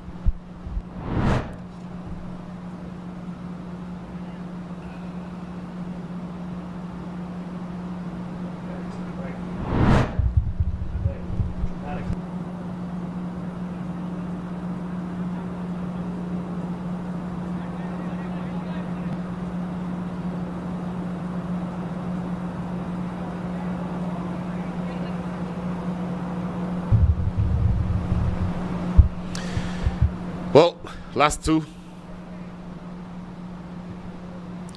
The penultimate over the innings to be bowled by Ghulam Madassar. Interesting matchup here, bowling to Pranay Suri. What a great delivery, but that's a good shot. Do they look for 2? Oh, they will get 2. They may look for 3 here. Coming back, Sad Ali overran it and ends up costing his team a couple of extra runs.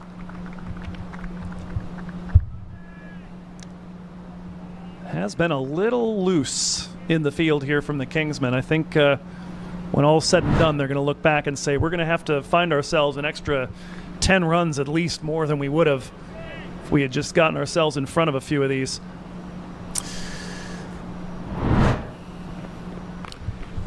Power to square leg. there's protection there, just a single. To that point, the coaches were to look at that attempted pickup by Saad Ali, went with one hand, and typically you want to see that foot on the ground behind the hand that's picking up the ball. So you either give it the long boundary or you pick it up with one hand, but you have your foot acting as a backstop. Did neither that time. That's why he overran that ball. Lofted down the ground. Is it out of the park? Did he take that catch? What a brilliant catch. Who was that again? Joe Hickey. Hassan Khan, don't hit it toward that guy if you want to stick around.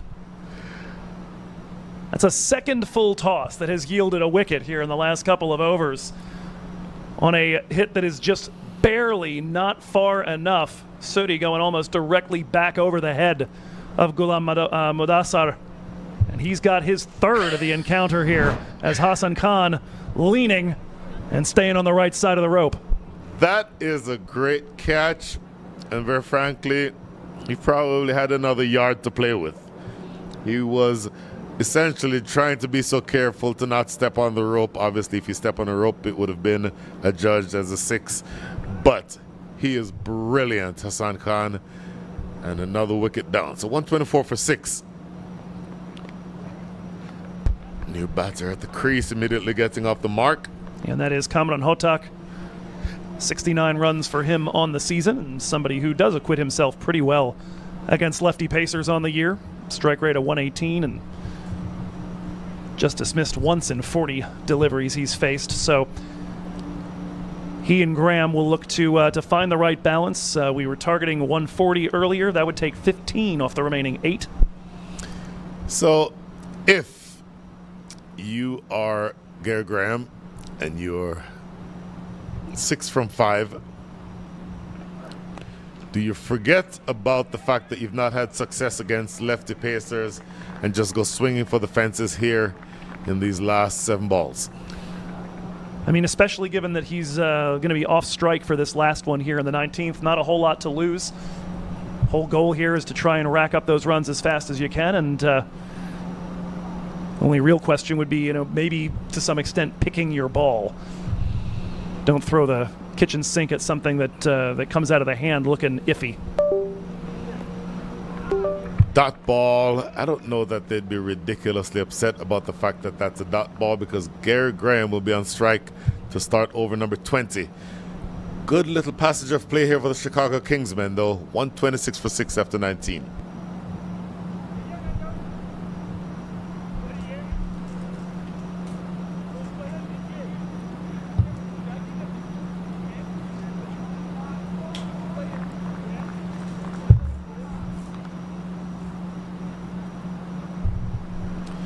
As advertised, he opened the bowling. He's now closing up the innings with his last over.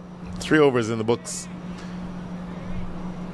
for Ziaul Haq, and he'll be bowling here to Gary Graham. Strength against strength. Took him for a 4 on the first ball he saw. Top edge. It's going to run away down to deep third for 4.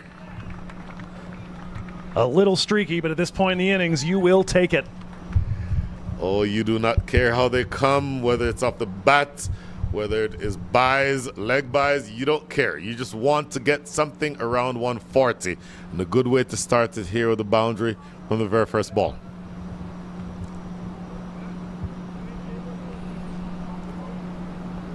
Gary, somewhat emblematic of this whole Silicon Valley team. Very scrappy unit.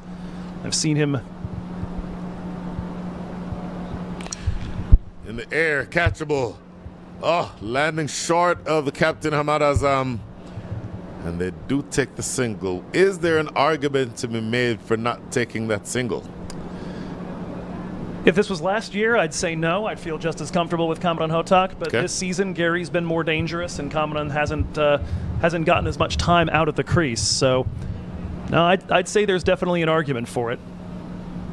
Now, if you're Gary Graham, you are absolutely backing up here. The second the ball is released, you are 3 yards down the pitch because you need to be on strike for these last 3 balls.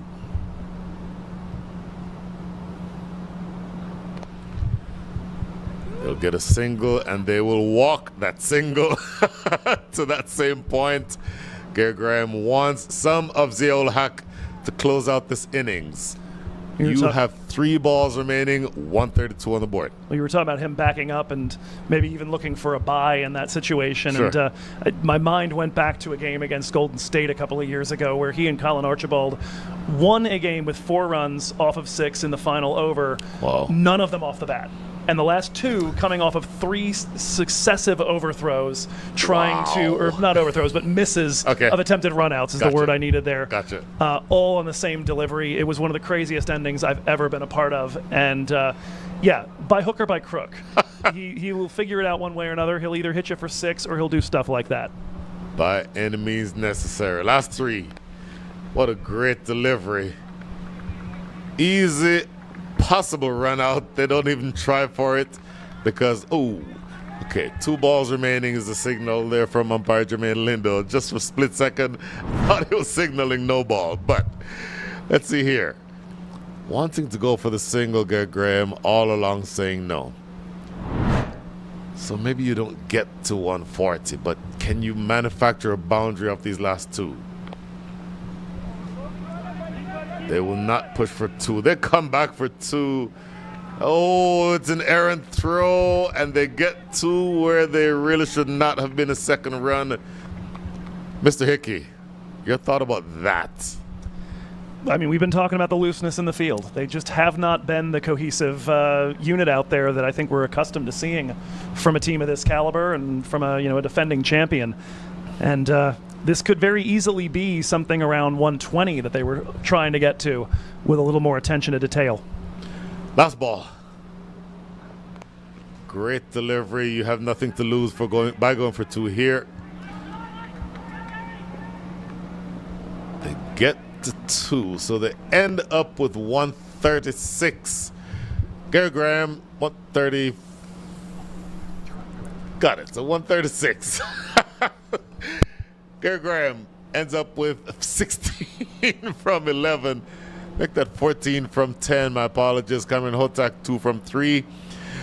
Scores of note. The big one, Shahan Jayasuriya, 49 from 42. Dilpreet Singh Bajwa, 39 from 38. That partnership worth 77. And other scores of note, double figures for Pranay Suri. And of course, you saw earlier the start that they tried to get away from didn't quite materialize. Look at the bowlers. Yeah, those 2 wickets down early. One of them, the early hit from Ghulam Mudassar, and the other one, the run out of Yuvraj Samra. Taking a look at that bowling card, Mudassar finishes with 3 for 17 off of his 4. Definitely the pick of the bowlers. Ziaul Haq, a metronomic, nearly run-a-ball performance from his 4. Didn't strike. Had a few opportunities. Was making the ball talk early, but not the first good-looking outing from a lefty pacer that we've seen that hasn't yielded a wicket today. Hassan Khan and Hamad Azam, both a pair of wickets as they go at a run-a-ball as well. Only expensive ones. Anwar Ali Khan's 4 overs go nearly 10 per, and 12 off Tajinder Singh's 1 over as they tried to get him in with 1 righty at the crease, and he got a bit victimized by the likes of Shahan Jayasuriya. It started early with this wicket, a gorgeous ball with the angle across and the nick, and then a few balls later, this run out, Yuvraj Samra almost ready to shake hands with Shahan Jayasuriya before he turned back around. But from that point forward, it was 10 overs worth of Jayasuriya and Dilpreet Singh Bajwa, and Shahan just with 1 artistic stroke after another. We're used to seeing Shahan with the scoop over fine leg, but played instead by Dilpreet Singh Bajwa to lovely effect. Here, the fantastic drive over mid-off. His day would be ended by Ghulam Mudassar, though. Bowled there as he tried to accelerate a little bit. Jayasuriya would get himself in the ballpark of a 50, would have been his 14th 50-plus score, but Hassan Khan, the diving grab, and that ends the day for him. And after that, the late order thunder for Silicon Valley certainly produced a few solid moments, but Raymond Reefer wanted to push that pace, didn't quite get enough of it on the full toss, misses out. Here's Pranay Suri having the exact same thing happen, full toss, not quite enough of it, and caught by Hassan Khan. And they would look to push towards the end. Gary Graham, a streaky boundary there in the 20th over, but not able to find that last big hit. We saw one from Kavan Bandara that turned out to be maybe even psychologically a big lift for East Bay Blazers. Got them over that 150 mark in the early game. Silicon Valley limited to that 136. It'll take 137 for Kingsmen to open the Super 8s with a victory of their own. Well, we'll see whether or not they can do exactly that. We'll be back in about 15 minutes for the chase. Ladies and gentlemen, it will be an interesting chase. See you shortly.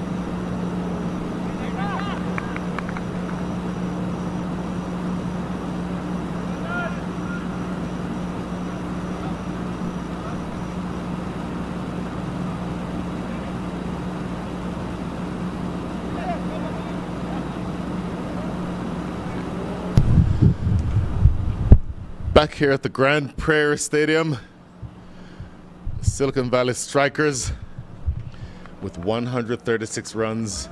Probably fair to say that that's below par, but you never know how these things play themselves out. But one thing that will help is there is now a pretty solid covering of dew around the ground.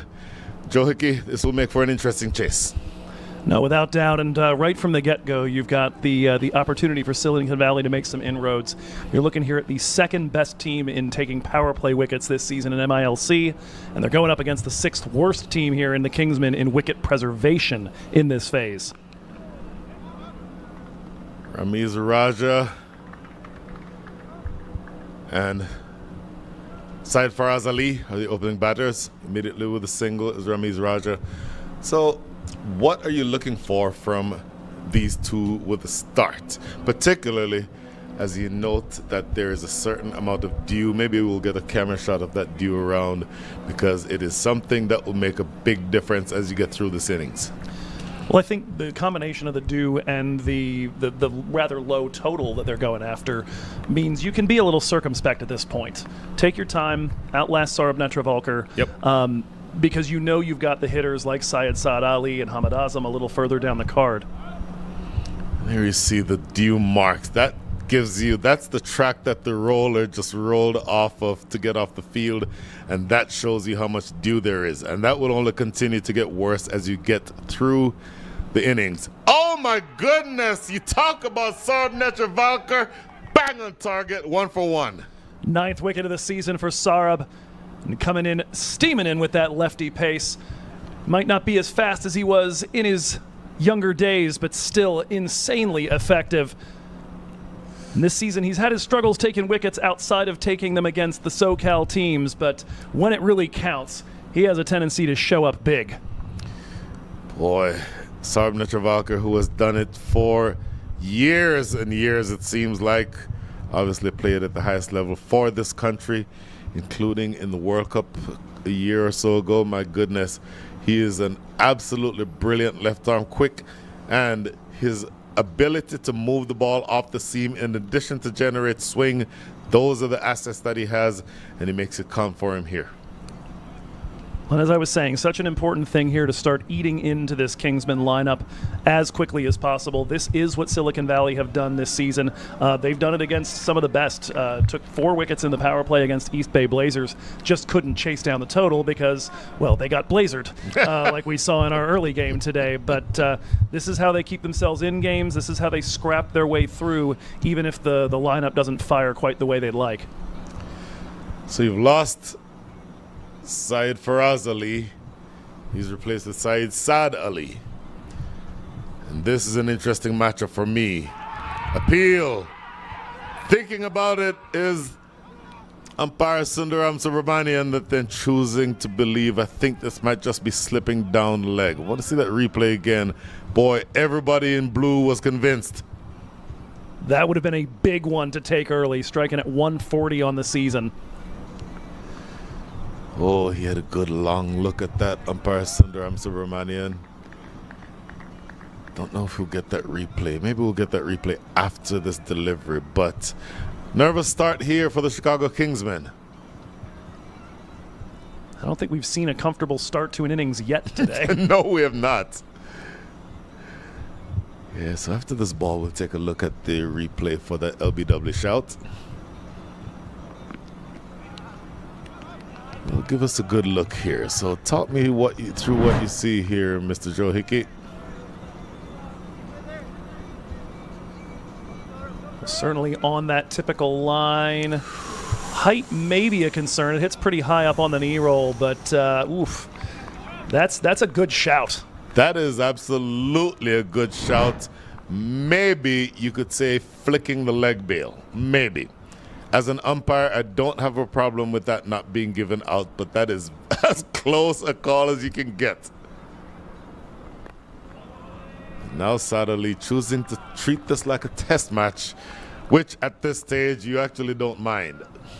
Well, and Saurabh extracting some phenomenal swing on that one, even for as hard and being a little bit on the shorter side for him. Still a lot of late motion in the air, and lucky not to have picked up an edge there with Saad Ali. First slip, Shehan Jayasuriya standing to your top right. Goodness, he is threatening with every single delivery, Saad Netravalkar. Well, that one very nearly chopped on, gets that under edge back towards his own legs. Is it the case, as we said earlier, when Carmine LaRue was bowling, do you just see off Saad Netravalkar? I think you've almost got to be thinking that way right now. I mean, the way that LaRue came out with that set of swinging deliveries at the 4th, 5th stump line, that corridor of uncertainty. Sarab right now getting almost the same delivery, it seems, each time, a little more towards targeting the stumps. Obviously, hit them once. Good shout for LBW. Another one moments later. He is looking real sinister right now if you're a Kingsman batter. Yusuf Zazai will be the bowler taking over from, what did we decide to call this end again? We can do theater, we can do race course, we can make up something new if you want. I'm good with race course. I mean, given how much time you spend here, have we decided whether to call the river end the Brian Walters end? Oh my goodness.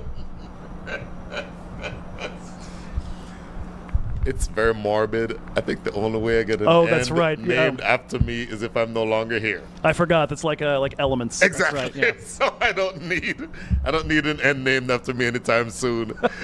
Yusuf Zazai. Ramiz Raja, does he curb his natural instincts here and just see off the next 2 or 3 overs, bearing in mind the outfield is wet? We saw the dew. The ball will not swing as much when it's wet. It makes it difficult for the the bowlers to control the ball. All of those elements work in favor of the batting side the longer dew goes on, or the longer the game is impacted by dew. So do you just play the long game here and wait out these first 2 overs? Well, Zazai has been dangerous this season. 20 wickets at 13.3 per, strike rate of 12 balls per wicket. It's an interesting little run-up. Takes a number of little small steps right before delivering. Candidly, this is the first time I've seen him bowl, so it doesn't look like the smooth run-up of, say, a Netravalkar. But 22 wickets, as you said, is nothing to sneeze at. No, he's been busy, and he's been particularly nasty against lefty batters, which he's getting a chance to dig in against one of those eventually at the other end inside Saad Ali. I will tell you what, he has a bit of the stutter step when he's running up, but those last couple steps and the release is energetic, and he generates a fearsome amount of pace. Yeah, a little coiled cobra sort of a vibe to that. He's been really interesting too, because they used him a lot in the power play early, kind of shifted his usage to the middle during the middle portion of the season, and it seemed that he was very comfortable there. Oh, look at that. Bouncing pretty fearsomely up at Ramiz Raja. Watch Shehan Jayasuriya at first slip, top right of your screen. Looking for that angle across. That is the one we keep talking about, but this is well played. It's going to go for 4. I don't know if we can get a close-up of the ball approaching the boundary line. It is kicking up dew all the way across the ground.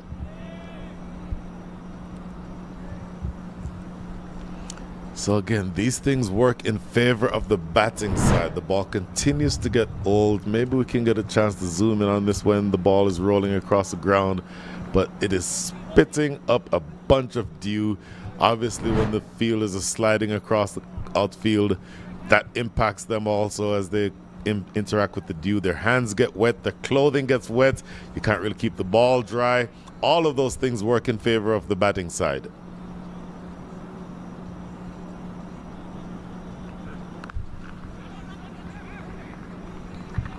We used to say back in Maryland high school lacrosse, though, that you play that in February and March when it rains like crazy, and on one of those rainy days, you'd say, well, you know, just dive for one. You only get wet once.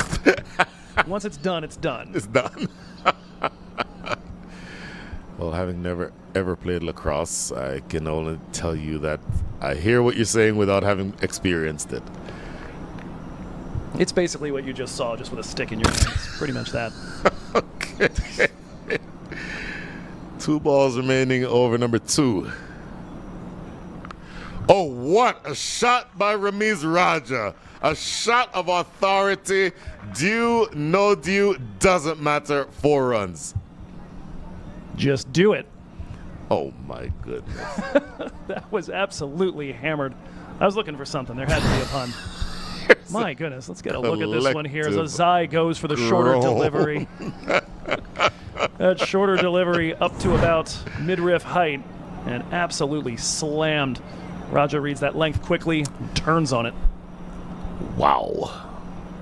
So that makes Azai think twice about bowling short again. You would think. Down the leg side, it's going to be wide. So yes, you make the correction. You want to make sure, okay, look at this replay again. Look where he hammers this ball from. That length is there. It's around waist, maybe just slightly higher than waist high. That does not bother a batter of Ramiz Raja's caliber. And especially you could see him read it immediately and rock back just enough to clear the hands through that zone. Mm-hmm.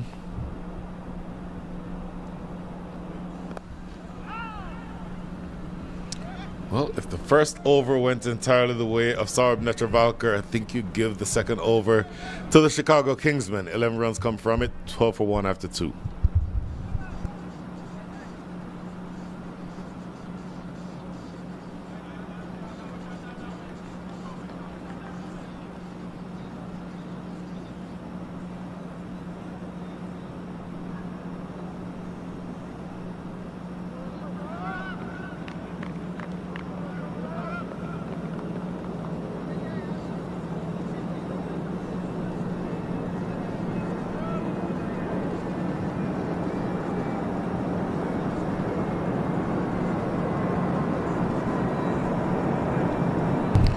Saurabh Netravalkar. I think he used the word metronomic earlier. I would certainly use that to describe him.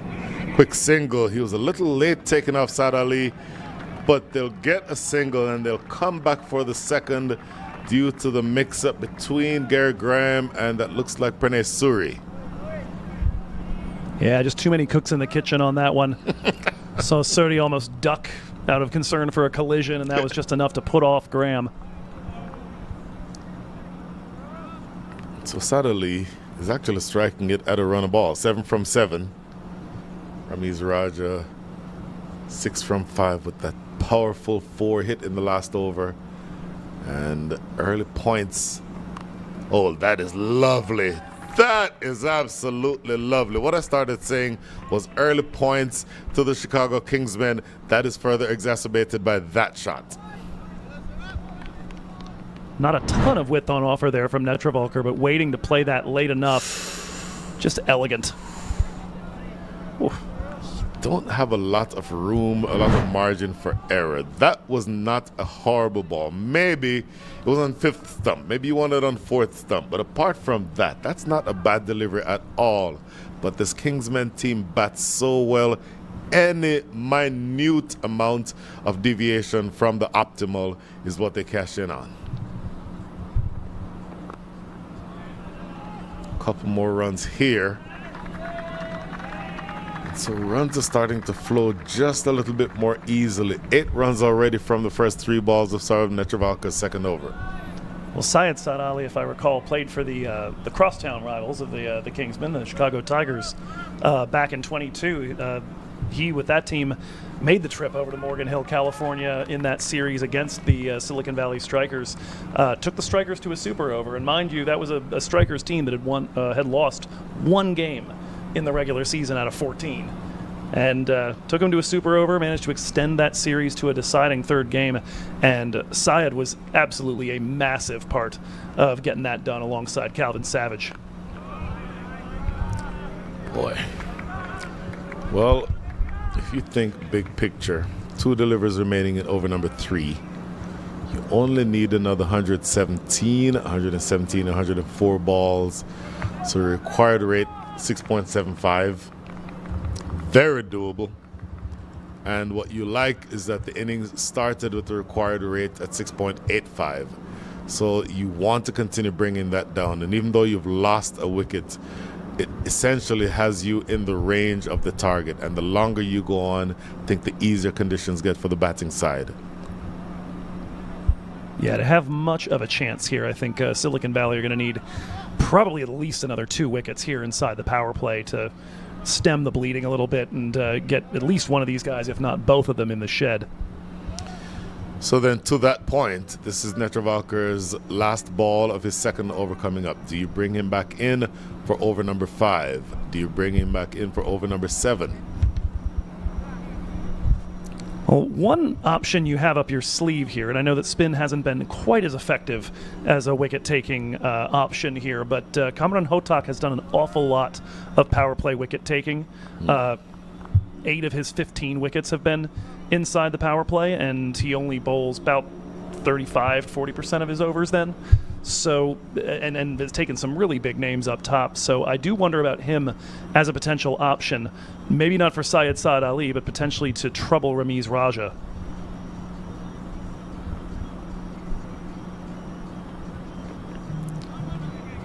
The argument against bringing a spinner in here is with the ball dripping with dew, it becomes very difficult to grip.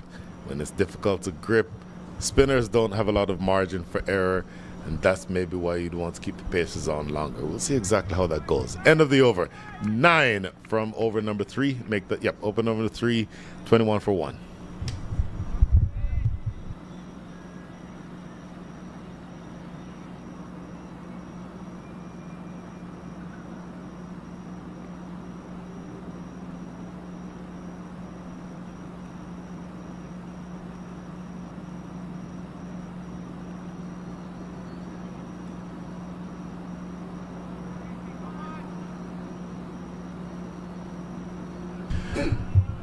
Interesting that the captain has brought himself on. Raymond Reefer, left arm, medium.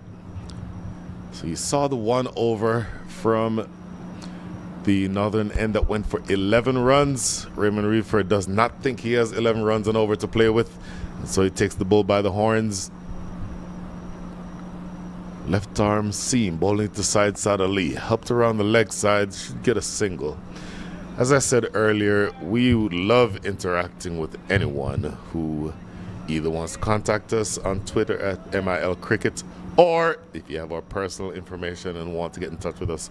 And I have to read this comment from a very good friend. I won't say his name in order to not embarrass him, but I quote, "Your partner in the comm box is nothing short of a supercomputer, able to bring out every single stat and memory from the past. Simply mind-blowing." I rest my case. I'm blushing.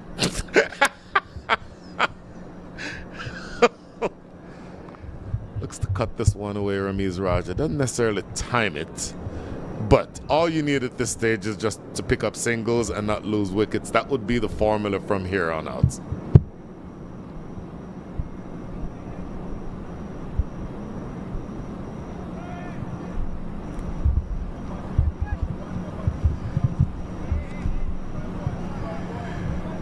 So a couple of deliveries into over number 4, and I think you've seen evidence that Raymond Reefer realizes the urgency of the moment, bringing himself on. Very good delivery, but how well played is that from Saad Ali, racing across the carpet for 4. Good gracious, class versus class here. Buried that right down in his shoe tops. Just enough of a skip back to make room for the bat to come on through.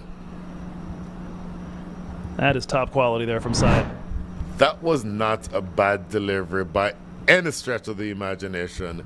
Maybe if you wanted to be hypercritical and say it was maybe a touch too straight, but that's the length that you want to bowl to keep the batters quiet. Excellent shot by Saad Ali. Looks to slash this one away outside the line of off stump. Oh, my goodness. This is developing into a pretty interesting chase. Again, if you want to play the long game, if you're the Chicago Kingsmen, you keep essentially doing what you're doing now. Pick the singles up, get a bad ball or a ball that you can score off, put it away. But essentially, the longer this innings goes, the more things work in your favor.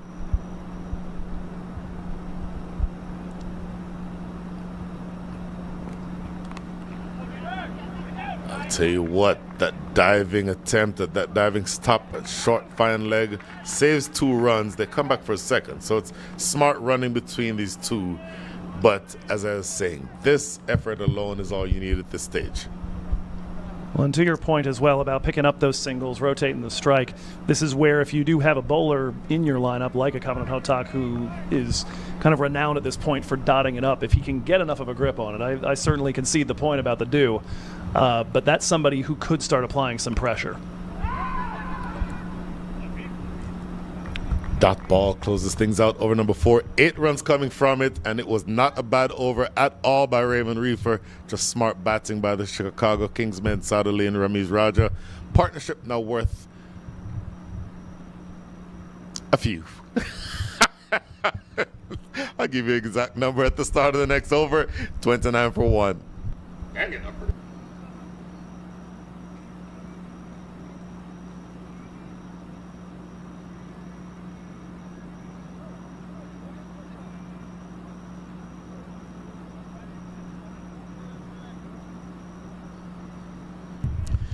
So as I just said, Mr. Hickey, partnership is worth 28. That's exactly what I heard. 28. So after the fall of the early wicket, this partnership is looking to consolidate, looking to build. Big picture, you're scoring at the rate of 7.25 and over. And look at this. You are a prognosticator, among other things being a numbers guy, wickedly handsome, all of that, because of the fact that you've called this. Cameron Hotak is now into the attack. Last over, in fact, 2 overs left in the power play. Back past the bowler, you get a single down the ground to start over number 5.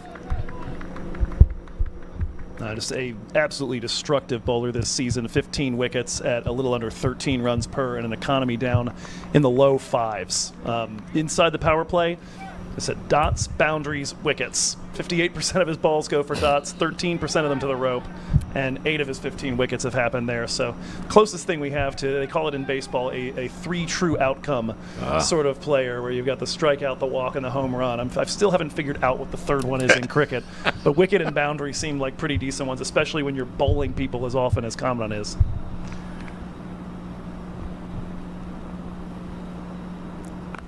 Quicker delivery. Can't get it through the offside. So Cameron Hotak, as advertised, keeping it tight. First couple of deliveries here in over number 5.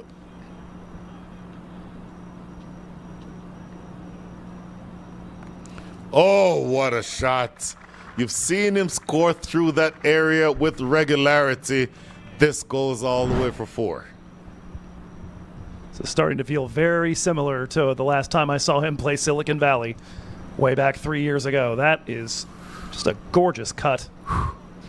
And again, it's at least the third boundary he's hit off of something where our immediate thought is, it's not a bad ball.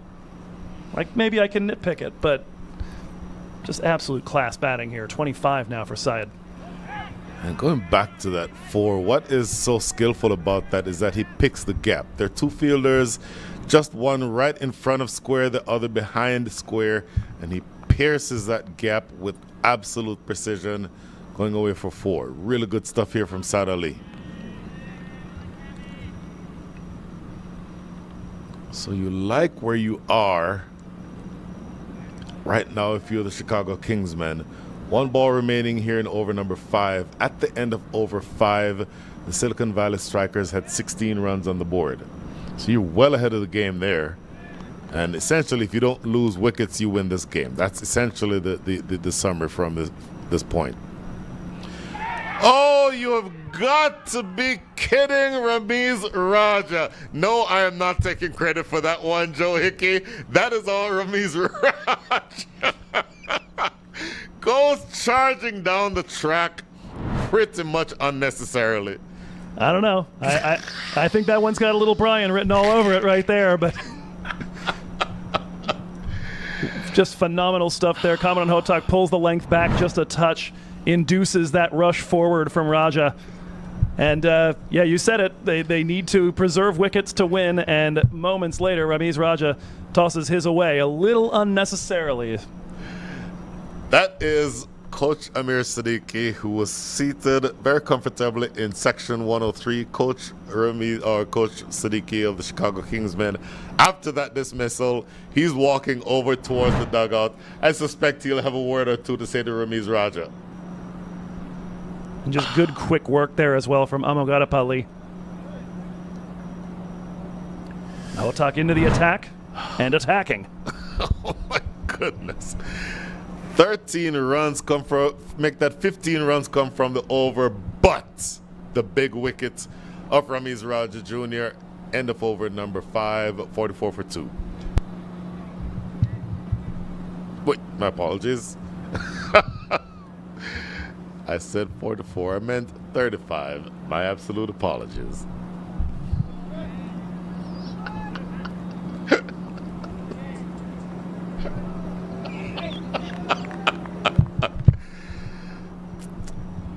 There is someone in New York is trying to get me to claim credit for that wicket, and I am not going to. I am sorry.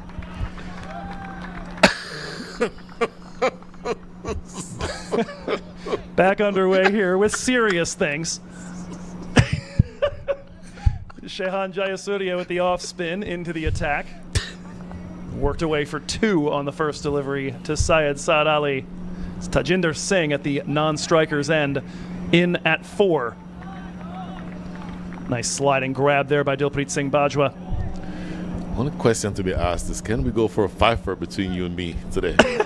Well, we're running a little short on time, but you're welcome to try. Where there is life, there is hope, believe me. Jayasuriya giving up 3 off the first 2 against Syed Saad Ali, who I would say he is most assuredly in for. His economy this year against lefties is 4.40. That's the only wicket he's taken has been against a lefty. And all of that is a far cry from what he did the prior 2 years against left-handers, holding them to economies in the 2s. This one will be worked towards, and there you see very clearly the stream of dew coming up off the ground as the ball rolls to Yusuf Zazai. That even has the ball get away from Amogadapalli. Let's see if we get any overthrows as a result of the wet ball. That's why, again, I'm mystified by that shot choice by Ramiz Raja, because if you stay at the crease, conditions continue to get better for you as a batting side. That one straying down leg and pushed into a position to take a quick single. Boy, so Tajinder Singh, 1 from 1. Saad Ali should not, you wouldn't think, start feeling pressure because you're still well ahead of the game. In fact, after that leg bye, you're only needing to score. Only needing to score at this point at the rate of 6.7 and over. After that single, your required rate is 6.78, but you're scoring at the rate of 7.03. So you're ahead of the game. Your only commitment now is just to not lose wickets. Bat through, take the singles when they offer themselves to you. If you get a bad ball, hit it to Arlington, but just stay in the game. Jayasuriya looking for that 3rd wicket inside the power play, but won't find it here, and that is going to be the end of this period with the fielding restrictions. Chicago Tigers finish off over number 6 at 42 for 2.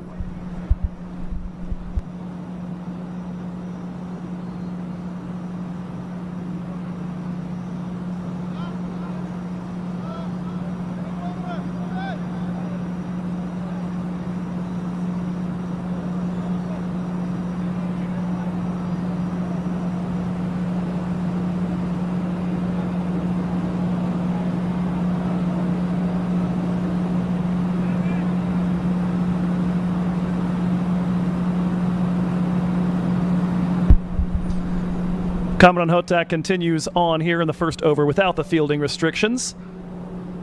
Chicago Kingsmen going exactly 1 run under their average power play. On average, 43 for 2.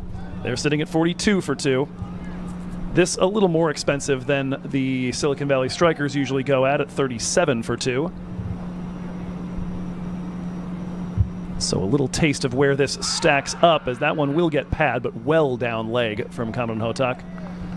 Messages continuing to come in. We already figured out that I'm an ace bowler, taking 2 wickets in the earlier game, and now our good buddy Aman Patel wants to promote me to captain after Commandant Hotak got his. Looking for another. The appeal for leg before is going to fall on deaf ears.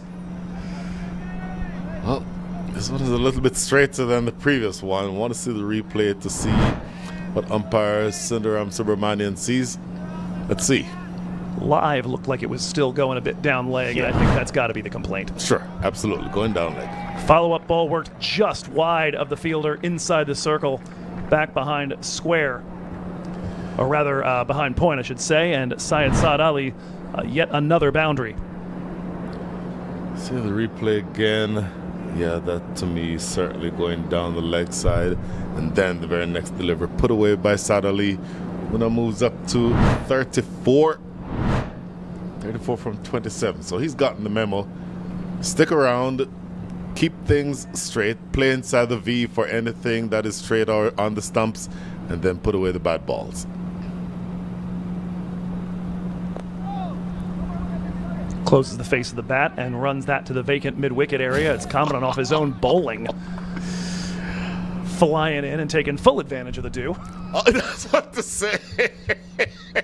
The dew almost made him slide past that ball just now, which actually kind of interesting. But I will say this, the fielding side, on balance, the Silicon Valley Strikers are doing a good job controlling the elements, particularly as it relates to the dew.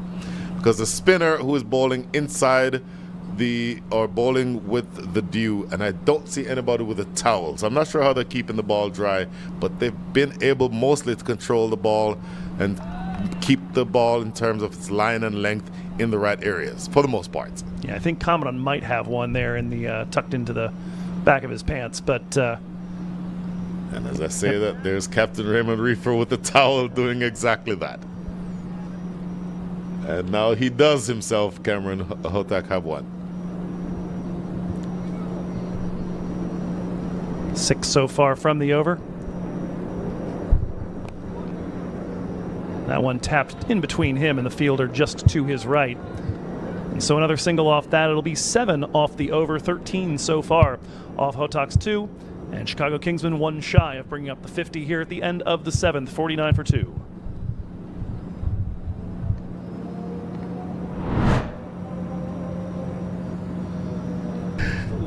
Take a look at a couple of highlights. Ramiz Raja with an excellent looking shot. Saad Ali has scored several shots through, or several runs through that backward point area. There's another example of it there. This is where you'll see Ramiz Raja wanting to end the game with 1 strike. Doesn't exactly work out for him.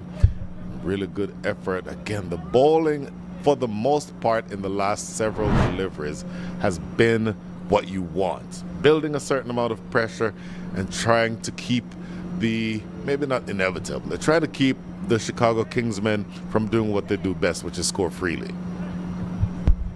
And they will continue on with spin. This time it's going to be the left arm wrist spinner, Christopher Ramsaran. One of a couple of Trinidadians that we've seen today in our action. Of course, Vikash Mohan, if he can duplicate that sort of effort, that'll go a long way here, as the first delivery is in the air for the briefest of moments on a hop to Raymond Reefer. Well, I mentioned the man from Trinidad, a couple of spinners over the years from that great twin island nation, Trinidad and Tobago.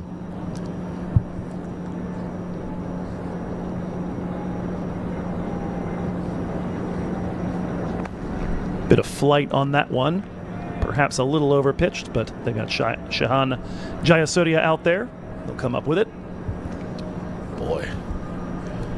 Even the throws from the outfield seem to be suffering a bit from the dew. The throw that comes from the outfield, when it hits the pitch, it skids or hits the grass, skids off of the grass, which, if you're not accustomed to that, is a good way to lose a few teeth.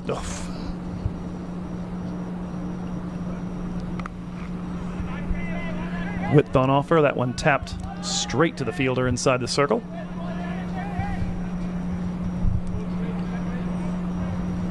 So far since Tajinder came in, Syed Saad Ali has really dominated the strike. Just the fourth ball that Tajinder's faced, reaches out and bats one that would have been a wide out to the man in the deep. That's essentially kind of losing out on a ball. I agree with you. Excuse me. That certainly would have been a wide had he not played that. But I don't mind him playing that. Number one, because the ball rolls 60 yards across the Dewey outfield to the fielder in the deep.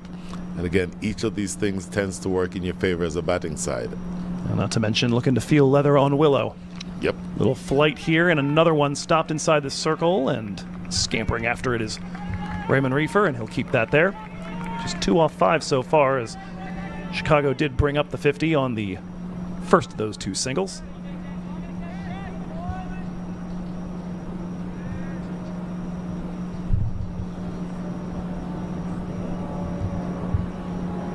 A little flatter on that one, and an under edge carry towards the fine leg region. So just 3 from that over, and now the dot's starting to stack up a little bit. We've already seen Hotak strike once. Spin doing the job thus far, trying to slow things down and push that required rate up now towards 7s. 52 for 2 through 8.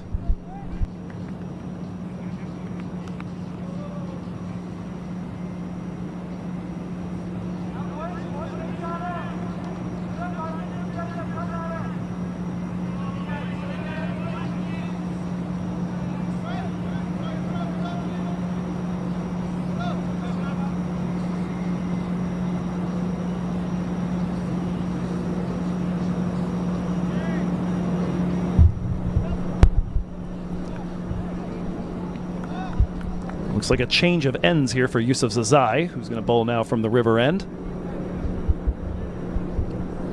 He'll be looking to square up Syed Saad Ali, who has gotten his eye in very quickly, has put away a few phenomenal deliveries for 4s, and has by and large kept things ticking along so far for Chicago Kingsmen. In between overs, Brian, you were bringing up a few things just about the way that the Kingsmen are going about this chase and where they're finding their runs so far. I think all that you need to do is to get singles and you win this game. Even though the required rate is above a run a ball, 34%, make that 35% of the runs right now being scored in singles. That, for me, is a formula that at least takes you into past the 10 over mark. Have wickets in hand, then you can launch later on if you need to. You have the Hamad Azams, the Hassan Khans. You have plenty of batting to come. The formula to win from here is just take, in football terms, American football terms, take what the defense gives you, and then you can launch down the ground if you need to later on. This ball worked off the hip, but it will pick out the deep man. Commandant Hotak gunning that back in, just a single. So it's an interesting philosophy, because parts of you, if you're an aggressive batter, you want to get things over with. Open the dictionary, see Ramiz Raja. But you have to realize that you're not chasing 237, you're chasing 137. And given the importance of these games, you sort of have to put yourself in the position of saying, hey, look, we need to do the smart thing. And if winning the game in over number 19 with 4 wickets or 5 wickets in hand is the smart thing, then I'd prefer to do it that way than to try to win it in 10 overs and end up losing your wickets. And there goes another one down as Yusuf Zazai has taken off the top of off. Tajinder Singh will have to depart with just 4 off the 6 he faces. And for a team that this season has not generally taken wickets in those middle overs, Yusuf Zazai telling Tajinder, off with you, sir. That might draw a little bit of his match fee. Probably. But think of the comeback over here for Yusuf Zazai. Bang on target. That bat is coming down from second slip. So it's coming down at an angle instead of straight in the V. And that's something that Tajinder Singh will want to look at later and think that he could have done better with that delivery. Because, again, looking to see where he's playing that shot from. I don't know if we'll get the chance to look at the replay. It's a straight ball, maybe some slight inward movement off the seam, but that's not a delivery that typically bowls Tajinder Singh.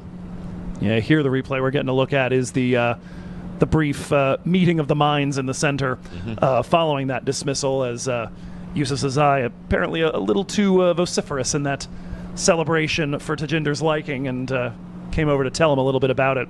It's going to be Raghav Satish coming in at 5 to partner up with Syed Saad Ali. Tajinder's struggles with the bat this season continue. Such an integral part of the team that won this the title in this league last year with Chicago, but just hasn't been able to get out of first gear most of this season. Well, you do have the two lefties at the crease,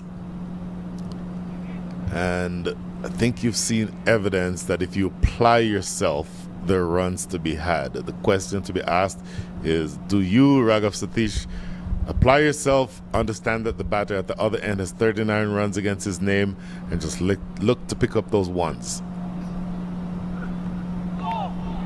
Lovely first ball against the new man.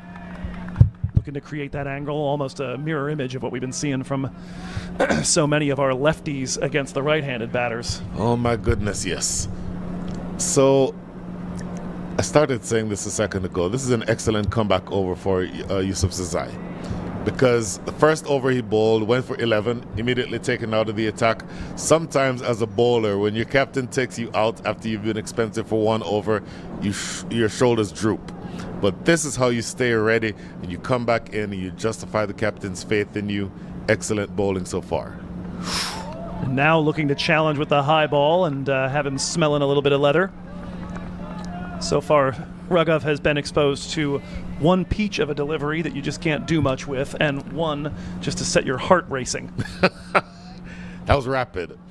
Watch deep fine leg and watch backward square leg. Those are the two outside the circle. On the boundary on the leg side. It feels like you're going to be attacking this youngster with short stuff. Just one from the over so far, and the wicket of Tajinder Singh. Last ball coming up here out of the hand of Yusuf Zazai.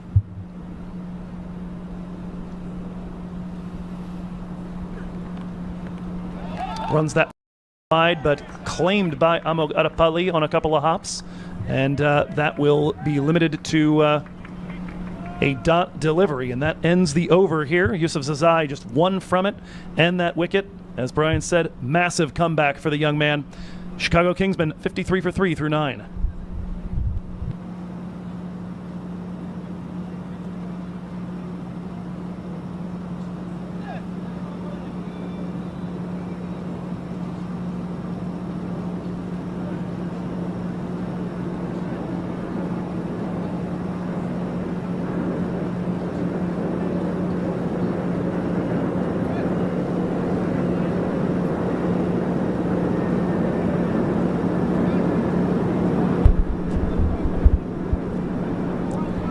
And with the two left-handers at the crease, right away, Pranay Suri, the off-spinner, into the attack.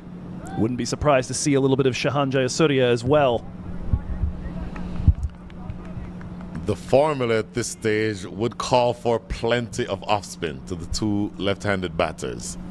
And two solid exponents of it here. Suri's been a little expensive this year, but he just hasn't gotten to face as many left-handed bats, as that first ball is just going to sneak under the hands of the captain. But on the season, economy overall 7.88, but against left-handed batters in particular, 6.24. So Suri, somebody who can start to apply pressure. We have finally reached the point now with the run rate required up over 7.5, so that dot balls and even 6 run overs can start to apply a little bit of that pressure. Another single taken here.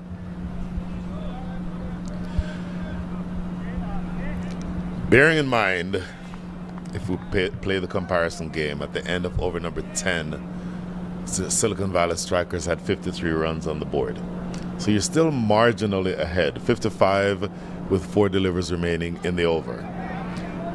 So the other factor is you have tremendous ball strikers still to come. And I'm thinking specifically of Hamad Azam, who I would imagine would be next, and Hassan Khan, or some combination of those two to come in next.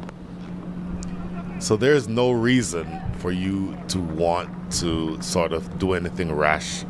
You keep your wickets in hand, keep getting the singles. Yes, the required rate is 7.84, but my goodness, you can make that up in a hurry with Hamad Azam and Hassan Khan.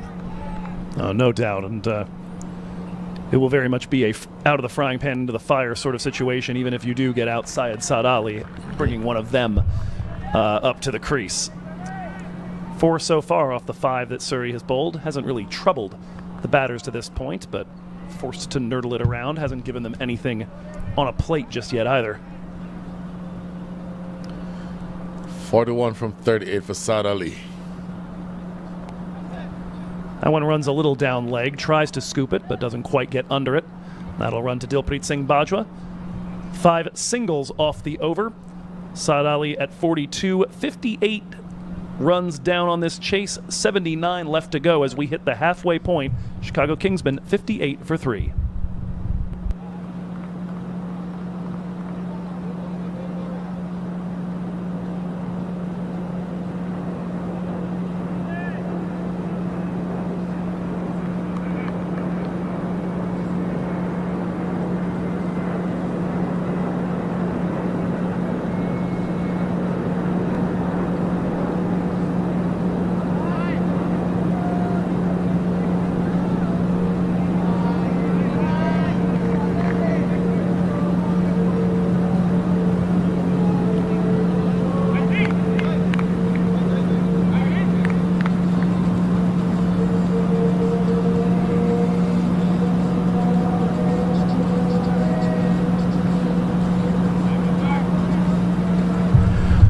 Halfway through the chase, Raymond Reefer, captain, bowled 1 over, and there's a fake by Raymond Reefer himself, and has the scorers confused because that says Yusuf Zazai.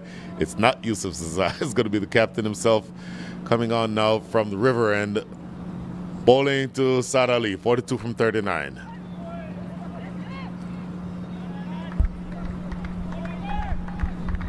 A little bit pace off there. Certainly had Saad Ali throwing that shot a little on the early side and picking up the under edge. Could have gone anywhere. So now Raghav Satish, 2 from 5. How do you approach things here if you're Raghav Satish? Are you just looking to give strike back to Saad Ali? You're looking to score runs yourself? Exactly how are you handling it?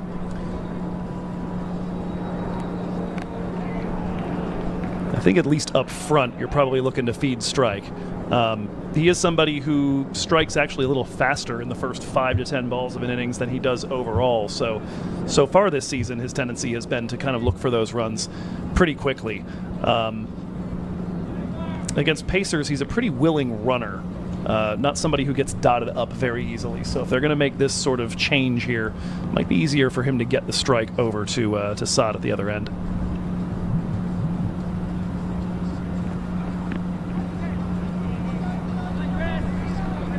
So you have 3 singles to start over number 11. The last one being a leg by signal there by umpire Sundaram Subramanian. But more to the point, the required rate is now at 8. Psychologically, you have to fight against the idea that, oh my goodness, we're starting to fall behind. The singles at this stage should be good enough. They might get 2 here. Coming back for the second, that is very aggressive running, and you like seeing the urgency running between the wickets. Well, that's the sort of thing you start doing a little bit more of that, and you don't need to worry about trying to find those boundaries quite so frequently. So continuing to play the comparison game, end of over 11. the Silicon Valley Strikers had 57 runs. So you're ahead of the game. All you have to do is keep telling yourself you're ahead of the game. That is a great delivery. Oh my goodness, that's a great delivery. Hear the roar of excitement from the captain. Fourth wicket is down. Could hear that roar through the glass from something like 70, 80, 90 yards away. Wow. Reefer never particularly subtle about his appeals nor his celebrations. We see here this ball looked like it just jumped up a bit off a length. Gets that edge, and Amo Adepali, second catch he's had here. Started the night, ninth in MILC in dismissals. So rising his way up the ranks on that table as well, and that is the end for Raghav Satish. His role so far has been to delay the entry just a little bit of Hamad Azam, give him the opportunity here as the captain to come out and find that captain's knock and get them over the line here. He'll be hoping to last till the very end. Hamad Azam is striding to the crease. This matchup is a big one. If nothing else for its symbolism, it's captain versus captain. It's high-level player versus high-level player. It's former international player against former international player.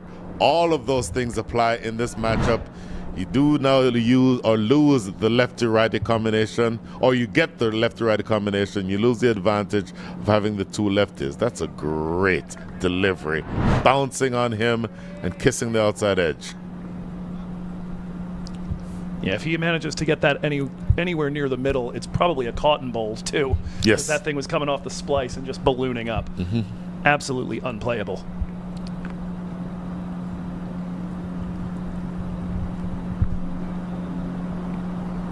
Here's the matchup. Around the wicket to the captain. What a great ball. That follow-through takes him almost within shaking distance of the captain.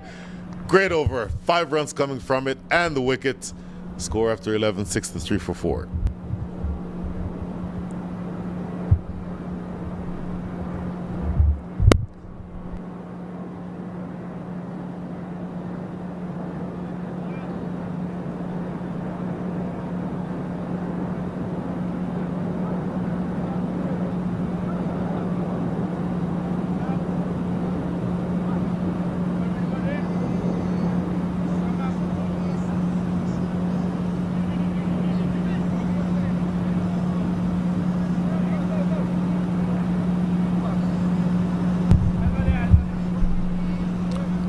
Well, I asked you this question earlier when they went back to Carmelo Rue.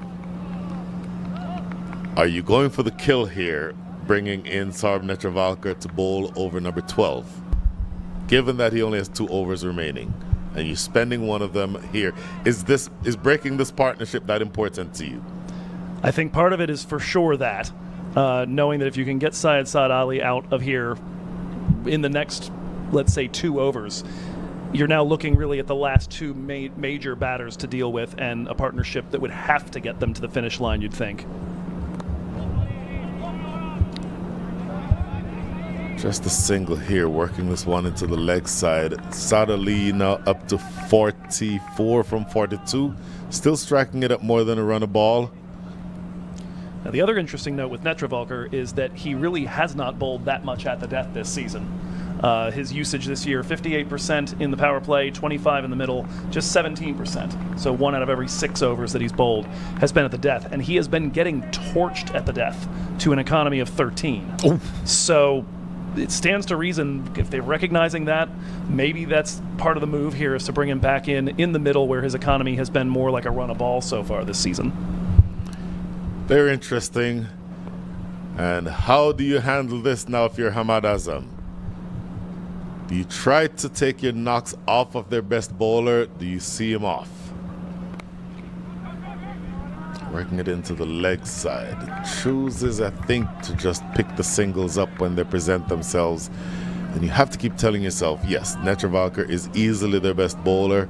He only has another 10 balls remaining in the day. I just need for him to bowl those 10. 4 of them will be coming up in the next 4 deliveries. After that, whenever it is that he bowls 6 more, we don't have to deal with him anymore. Do we take our chances against the other guys? And certainly the way that Kings 11 handled LaRue, but in doing so, as we argued, left it a little too late to get the explosion they needed at the end.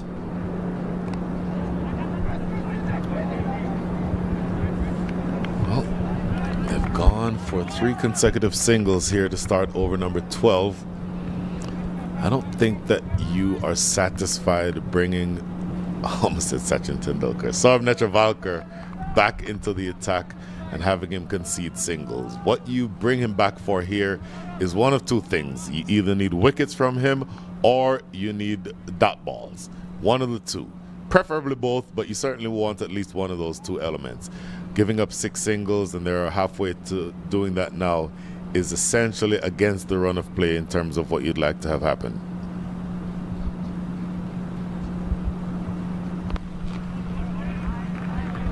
Four and 4. Yeah, you need, if nothing else, that pressure that he is renowned for applying in these middle overs, certainly in the power play, and he was absolutely on his game in the first 2 overs of his spell today. Now, it's far away from starting to be nervous, but don't look now. The required rate is sneaking up almost to 8.5 and over. 8.5 and over is nothing if Hamad Azam and Hassan Khan, not to mention Saad Ali, are in full cry, but you don't like the trend that the required rate is increasing. Doesn't go exactly where he wanted it, but he'll get a couple of runs here. Oh, look at that. That tells you the story with the dew. You see that huge mark. And look at this. Run out opportunity. Don't think that that was worth 3 runs. It goes as buys. Boy, let's see that again. Nobody individually gets credit for him, but they're all there all the same. Pranay Suri, good work to get there. And for a second, I was half worried that if he got a hold of that ball, he was going to carry it straight over the boundary rope.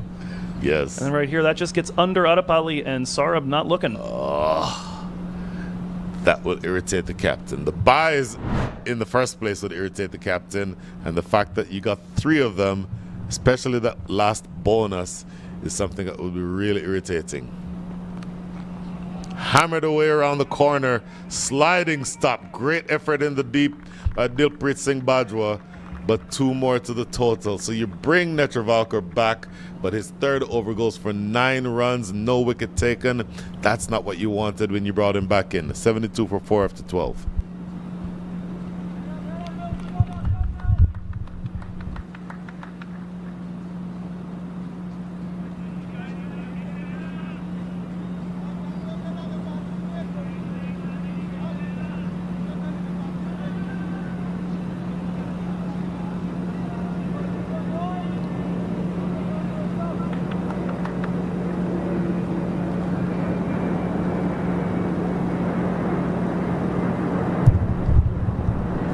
Raymond Reefer, 2 overs in the books.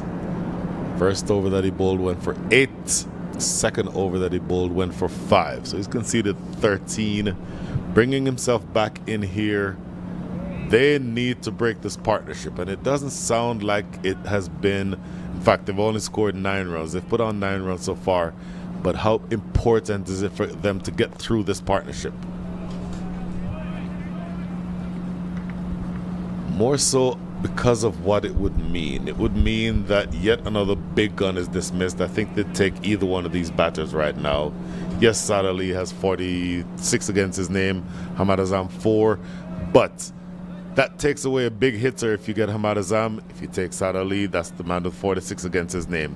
And then it means you only have one real other big hitter to come in. That'll be Hassan Khan, and then you'd fancy your chances with the bottom of the lineup.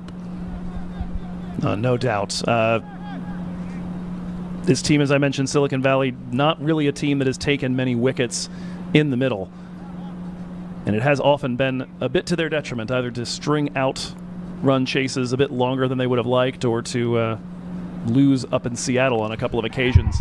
Leading edge in the air for a long time, but it lands safely, and then they get a couple of runs. That Gary Graham out there, who I don't know, does he go all out and dive and try to get that? If he does that, can he possibly get to it? We'll get a look at it here in just a moment. We'll first get a look at Reefer's reaction to it. Tells you a little bit, but Reefer and Graham get into it now and again. When one is not satisfied with the other, there's a lot of internecine sledging going on between the two of them on a rather regular basis.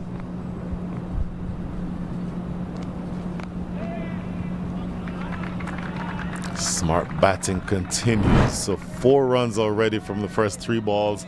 Take a look at this again on the replay. See where this ball lands. No, I was overly harsh. There is no way he could. He's from Jamaica, so you know he's a fast sprinter. But even then, there's no way he could have gotten all the way there under those circumstances. And then, because of the dew, he ends up overrunning the ball in the deep. That's probably what Reefer was irritated by. But very frankly, I don't know that there was much choice there.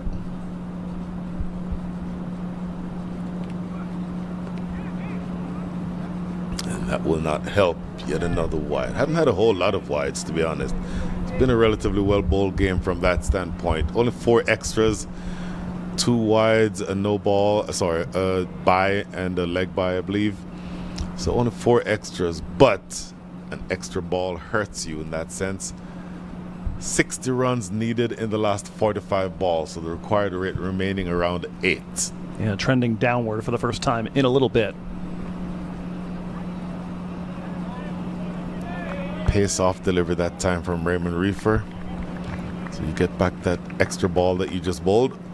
How do you close the over out here though? 77 on the board. So the last 5 overs, you've scored. Look at this again, by the way. Just take a look at this.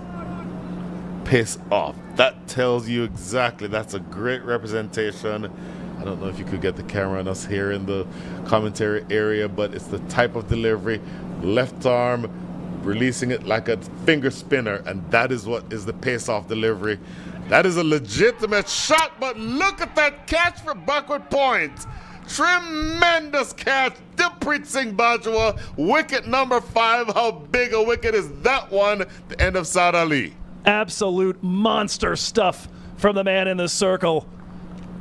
And to get Saad Ali shown the door here, as set as he's been, a team that doesn't need to go at big numbers, but somebody who's been rotating the strike, picking up the singles, putting away the bad balls, and setting the platform for the big hitters. He's got to go. It's going to be Hamad and Hassan out here, and still with about 8.4 to go. Here's what I love about this. We've talked about the fact that it is very wet. The dew is all over the place. Under normal circumstances, that is not an easy catch. But to catch a wet cricket ball under these circumstances off a full-blooded cut shot, that is brilliant. That does not happen very easily.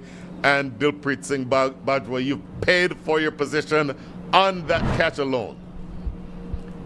So now, Joe Hickey, this feels like a big moment in the game. The next 2 or so overs could decide this game. If you get yourself to the position where you take one or both of these wickets, you are well ahead. Conversely, if Hamad Azam and Hassan Khan do what you know that they can do, they could put this game out of reach. Anything can happen here with 1 ball remaining in over number 13.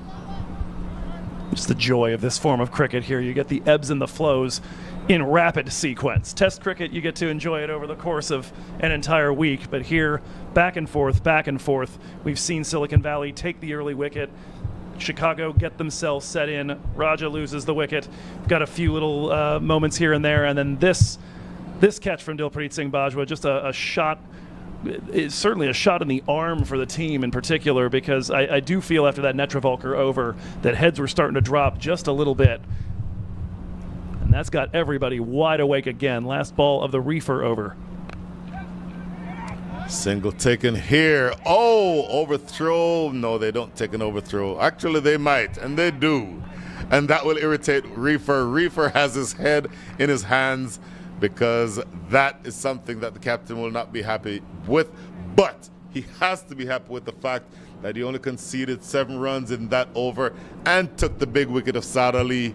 End of over number 13. The score is 79 for 5. Yeah, throw was slightly offline. Heading toward the stumps was the keeper, and that throw went behind him. Yeah, even still looked like it had been stopped by the man backing up over there. And Gary Graham, they didn't seem to have any interest in taking a single until it squirted away from him. So, game on. 58 runs needed from the next 42 balls. The required rate 8.29. I would argue the 2 biggest hitters in the side are now at the wickets. Our first look at Hassan Khan here in 2025 minor league cricket, but plenty of resume to work from. Oh, tremendous. Of course, just arriving a couple, maybe 10 or so days ago from the Caribbean, where he played in the CPL. Worked into the deep. That is Hamad Azam, the captain. 7 from, make that 8 from 7 now for Hamad Azam. Hassan Khan 2 from 1. This pair needs a partnership. Of course, if Hassan gets up there against Sarab, it'll be a pair of folks just back from the Caribbean. Yes.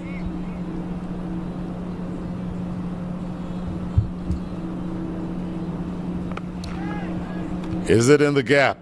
It's not in the gap.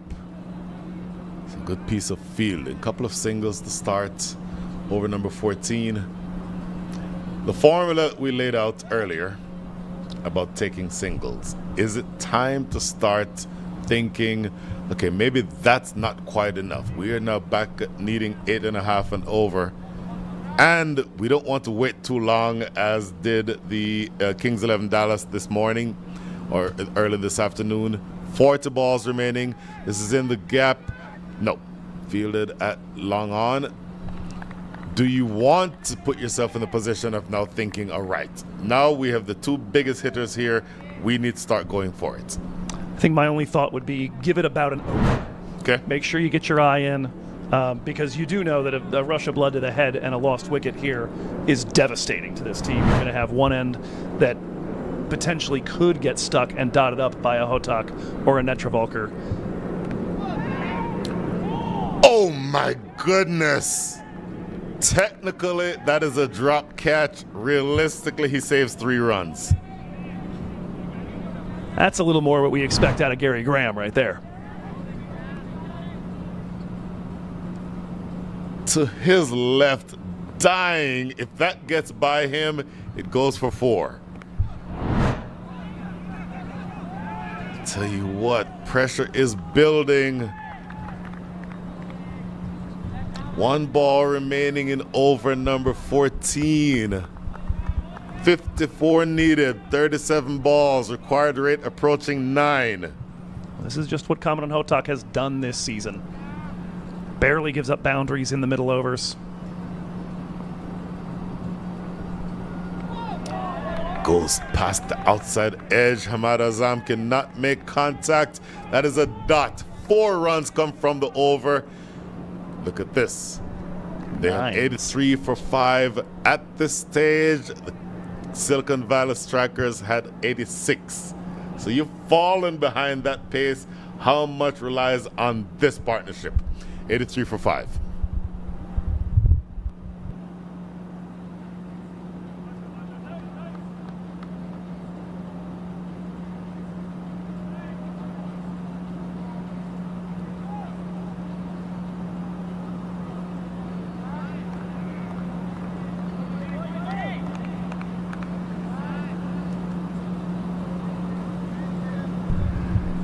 On back to Yusuf Zazai. 2 overs, 1 for 12. His first over was expensive. His second over, he found redemption. And now about to bowl the 15th over of the innings. Yusuf Zazai bowling to Hassan Khan. 4 from 3. Whipped away in the deep for 6.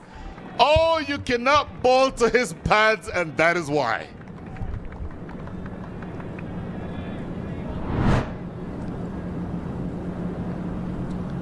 Rapid, but picked up straight off the pads, a little bit on the short side. That delivery, and like you said it best, whipped away.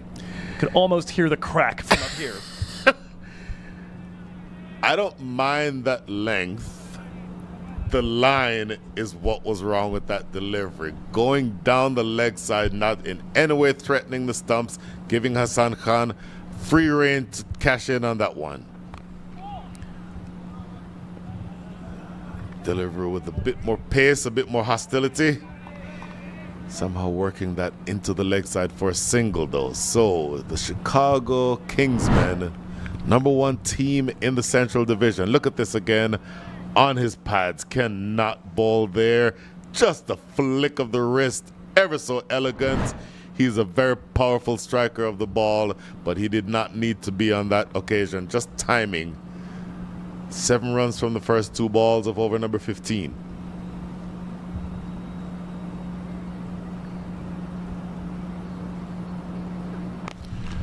In the air, that's going to clear mid-off rather, a runaway from Shehanjay Surya for a boundary. Is this the over where they start to cut loose? Full toss dealt with. In on the pads and manages to give himself just enough space to clear the hands, guide that one over the top. Mid-off always drawn in. Lots of real estate out there if you connect right.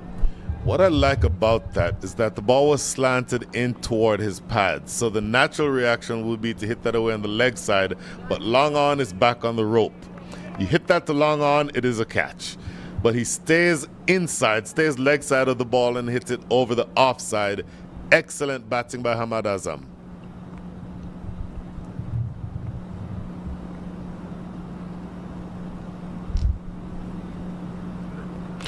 Oh my, knocks him over, goes across the line, loses his middle stump, 94 for 6. I believe it was 4 balls ago, Brian. you asked, or you mentioned we got ourselves a real close one here, and I think my response to you was, yeah, give it about 2 overs, we'll see what we've got here. And it has lurched both directions in the span of 4 balls. Boom, boom, and now gone. Oh, if Hamad Azam looks at that replay, he will see himself playing to square leg on a ball that is on the stumps. You absolutely cannot play that much across the line to a ball that is that straight. If that ball is bouncing waist high, then you throw the kitchen sink at it with that type of shot. But at that length, with the ball hitting the top of the stumps, playing across the line, there's a reason why the best baseball players, at the best they score an average of 400, which means that they fail 6 out of 10 times. That's why. Playing across the line is an inherently risky shot. And that was the old baseball heave that you just saw from Hamad Azam. I will tell you this, because I said his name earlier when he was bowling. Anwar Ali Khan. He's a tremendous bowler, but he is a fearsome hitter. I was going to say earlier that if you wanted to make a case for them needing, say, 15 in the last 2 overs or the last over, he'd be a good batter to come in under those circumstances. Maybe you don't want him batting in the last 31 balls, but he can hit a good long ball.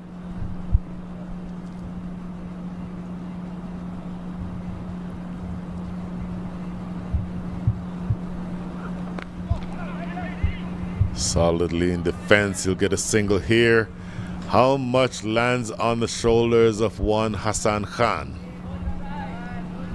95 for 6, 42 needed in 31 balls. The required rate has come down, but it's starting to feel now more, maybe less about a required rate and more about wickets. No, by this point here, absolutely survival. You lose Hassan Khan, and that's pretty much game.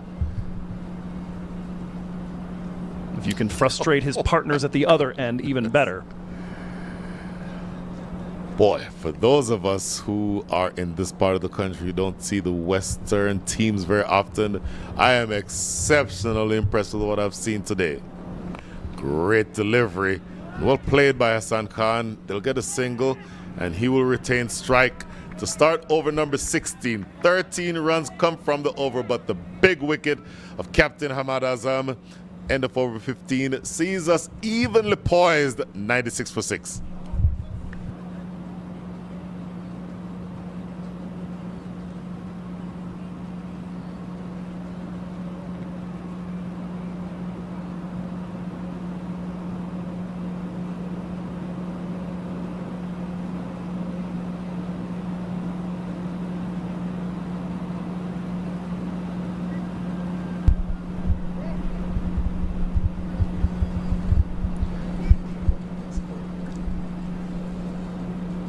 Commandant Hotak will bowl his last here as we get started with the death overs.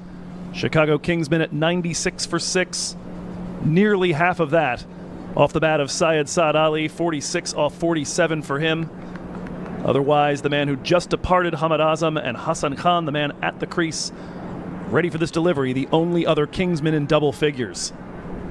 First ball run to mid-wicket. That'll be a single. 8s required, a little past 8s. To get over the line here tonight in Grand Prairie.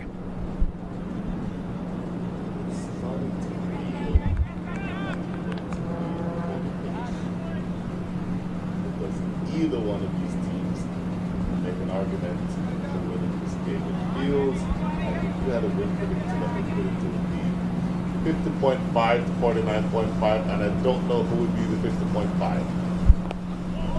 Well, Commandant Hotak, the kind of bowler who could have a lot to say about that.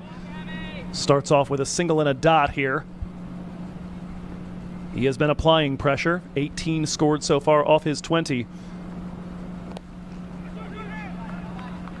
Anwar Ali Khan just putting the bat almost to the ground to flick that one away and get Hassan back on strike.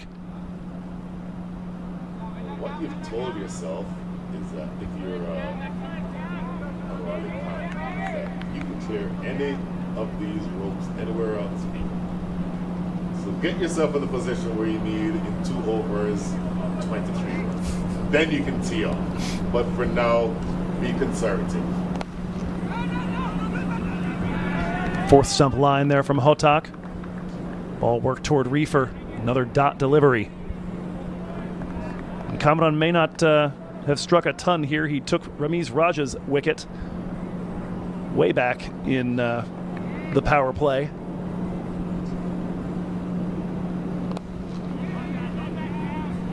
But if he can apply this sort of pressure, Silicon Valley have got the sort of strike bowlers down the line that can make use of that. They've still got 1 left of Netravalkar, 1 left of Zazai, 1 left of Reefer.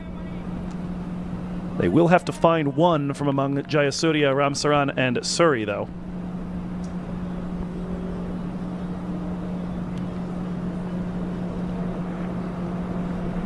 Final ball of this 16th from Commandant. Again pushed away by Anwar Ali Khan. He will pick up the single. He'll retain the strike as we move on to over number 17. 100 up for Chicago Kingsmen, but it's for the loss of 6 wickets. 37 more needed off 4.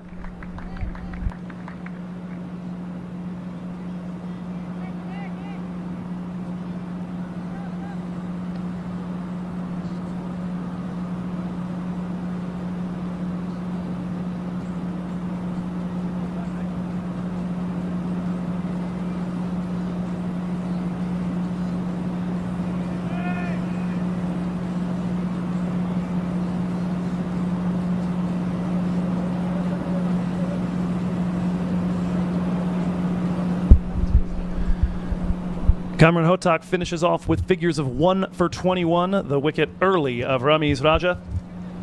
He will give way to the captain, Raymond Reefer. He's got a pair tonight. Took out Raghav Satish on 5 from 8, and then got the big fish, courtesy of a spectacular diving catch from Dilpreet Singh Bajwa to dismiss the only man to make it past 15 so far tonight.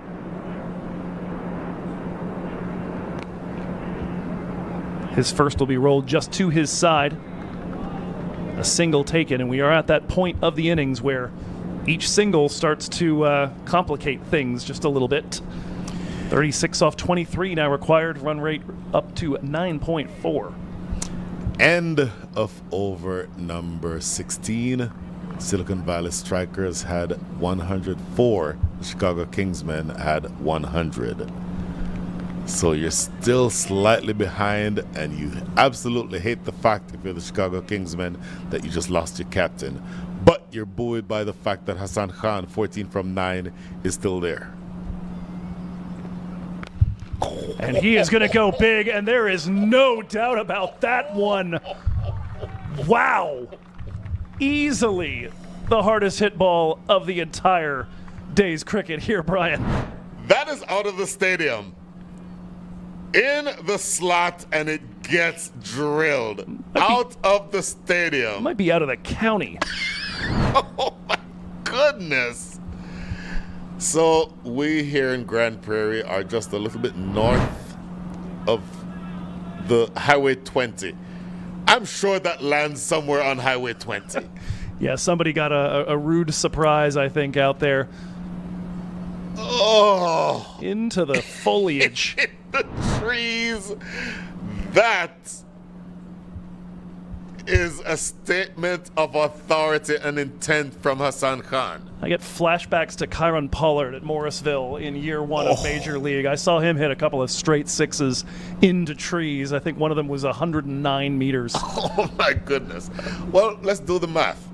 69 meters from, or yards from the middle of the pitch. So add another 11. So 80 yards to the boundary. That is 20 yards beyond the boundary. That's over 100 yards. That is a tremendous strike from Hassan Khan. So many of these, when they've gone up in the air and gone past where we can easily see them, I'm craning my neck. Had no doubt. That thing was still rising when it went out of our view. Yes. Reefer looking for the comeback, puts one right up in on Hassan's gloves. That will be a single.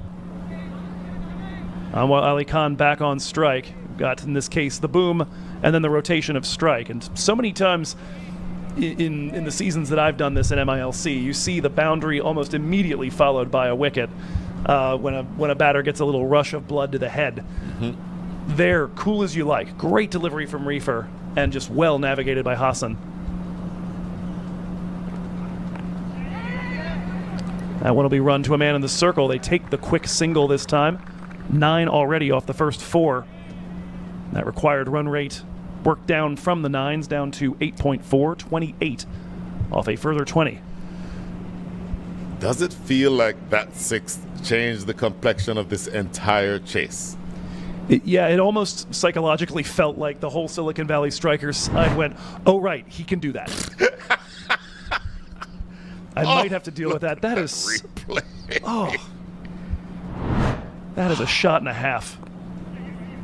Back on strike, forced to navigate this one to the onside for a single.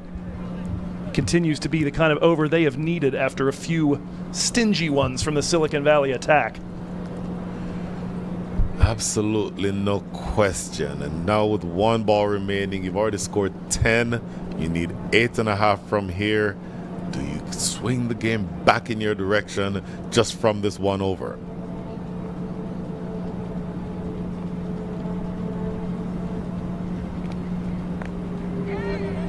That'll be pushed to the offside, and they will take a single.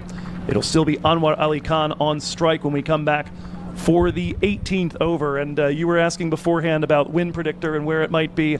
I think the needle might be broken on that thing. Nelson for 6 through 17.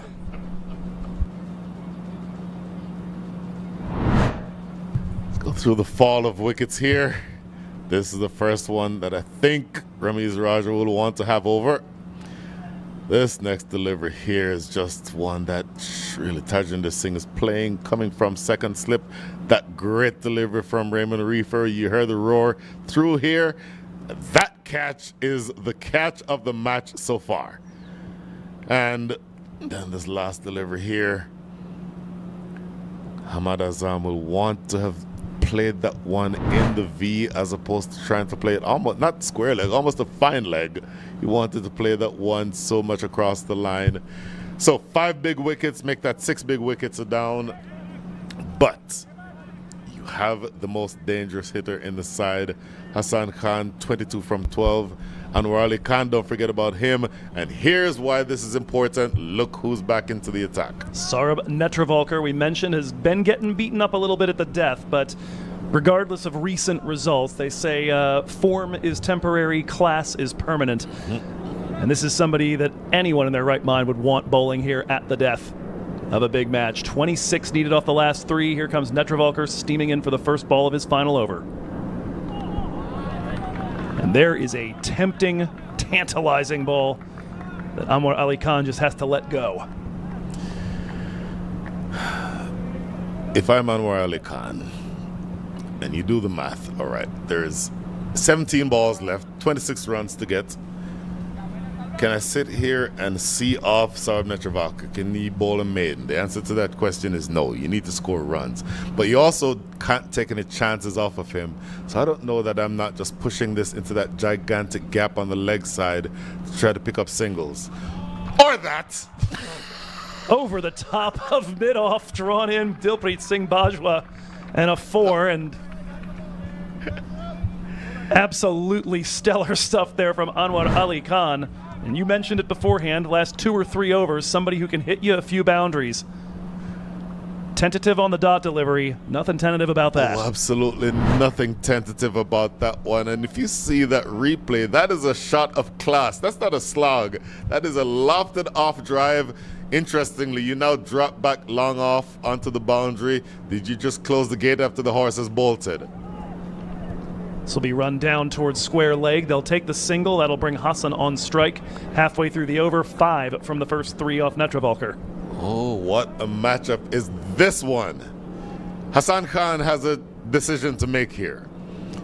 I have 22 from 12. There's only 21 runs remaining for victory, 15 balls.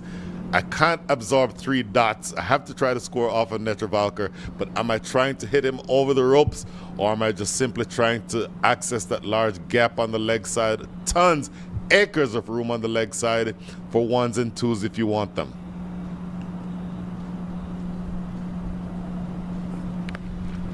Certainly loading up for a big shot, but winds up pushing it towards the point region. They will look to come back for a second, and it is not going to beat Hassan Khan back as they throw it to the wicket keeper's end. That's great running. Fielder, sweeper on the offside, had maybe 10 yards to his left, but by the time he was able to pick that ball up, they always were committed to coming back for that second run. So things flowing in your direction here. 7 runs from the over already with 2 balls remaining in the last over being bowled here by Sarab Netravalkar.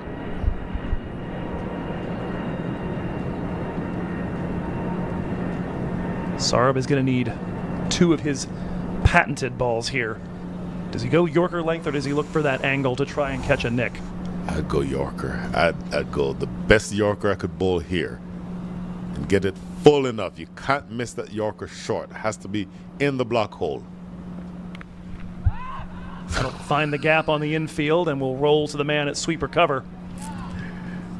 I don't know if you heard the yell by Hassan Khan, because he knows he missed out on a scoring opportunity. That was wide and, let's say, cuttable. If he plays that shot the way that he wants to, or if he makes contact the way that he wants to, look at this. Look at his reaction after he plays this. Ah! Can't believe I missed that. That is 4 runs to backward point if he makes contact. At least contact in the way that he wanted to. Heard a few yells like that out of Jayasuriya a couple of weekends ago. Yep. Not many. He got just about everything he needed. That'll be run off the face of the bat and towards that deep third man. Thinking about coming back for the second, but Graham is up with it quickly and guns it in. And so just a single off that last one, but the run rate still ticking over as necessary. 9 off that over. They need roughly 9s at this point. 17 off the last 2 to get home. We are in for a banner finish here, Brian Walters. The end of over 18, the Silicon Valley Strikers had 120. We are neck and neck. The worms are snuggling. Oh, the all-important 19th over coming up here to be bowled by Yusuf Zazai. Game on, ladies and gentlemen. And looking down the line, that is going to be the last over of pace they have available. That's going to be my question for you. Who bowls over number 20? Oh, this is a tough one. I think I'm tempted to go Chris Ramsaran. It would. The other two are off spinners. You have two right-handed power hitters at the crease. Exactly. It would be the only logical option for me. But you're not there yet.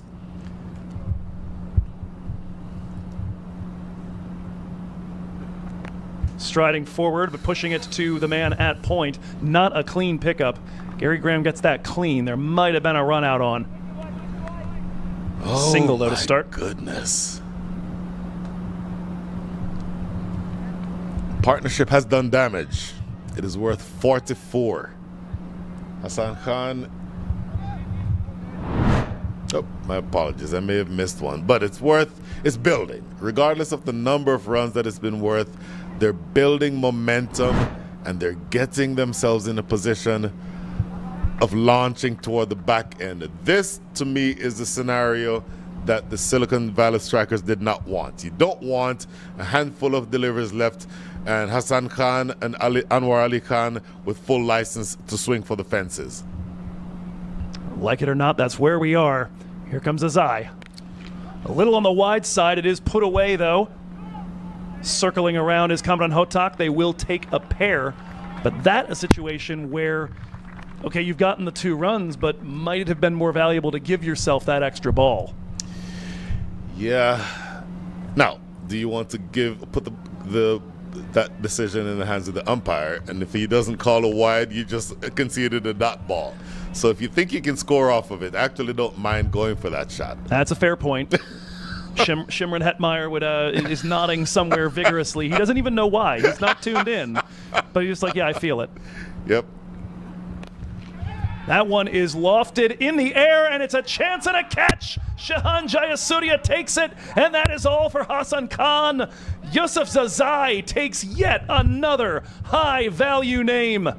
Tajinder Singh first, Hamad Azam second, and his third victim is Hassan Khan, 123 for 7. Body blow. Absolute body blow. Hassan Khan, the ball was there to be hit, just did not make clean contact. He struck it, thought he struck it well enough, but didn't hit it, didn't get the elevation he was looking for. A little bit of outswing. Did you see that? Tailing away from Hassan Khan. Maybe that takes the power out of the shot, and he only finds the Shahan Jayasuriya in the deep. Yeah, just enough to get it toe-ended, and now you're looking at Zia ul Haq and Anwar Ali Khan, 14 to get off 9. Certainly not undoable, but now it really does fall on potentially Anwar. And this is the situation you were remarking about. Very, very late in the piece. Not a ton of runs to get. You need, if you're Zia ul Haq, to get a single. Find a way to get to the other end here. Essentially, this needs to be the Anwar Ali Khan show for any chance that Chicago Kingsmen have of winning this game.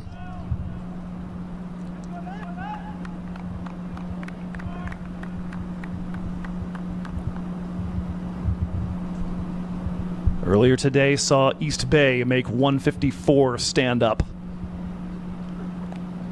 It's a reverse scoop from Zia ul Haq on the first delivery and a 4. That is audacious. Zia ul Haq is an opening bowler. I did not know he had this card to play. That is a scoop over fine leg that goes away for 4. Boy, does that change the complexion of this chase.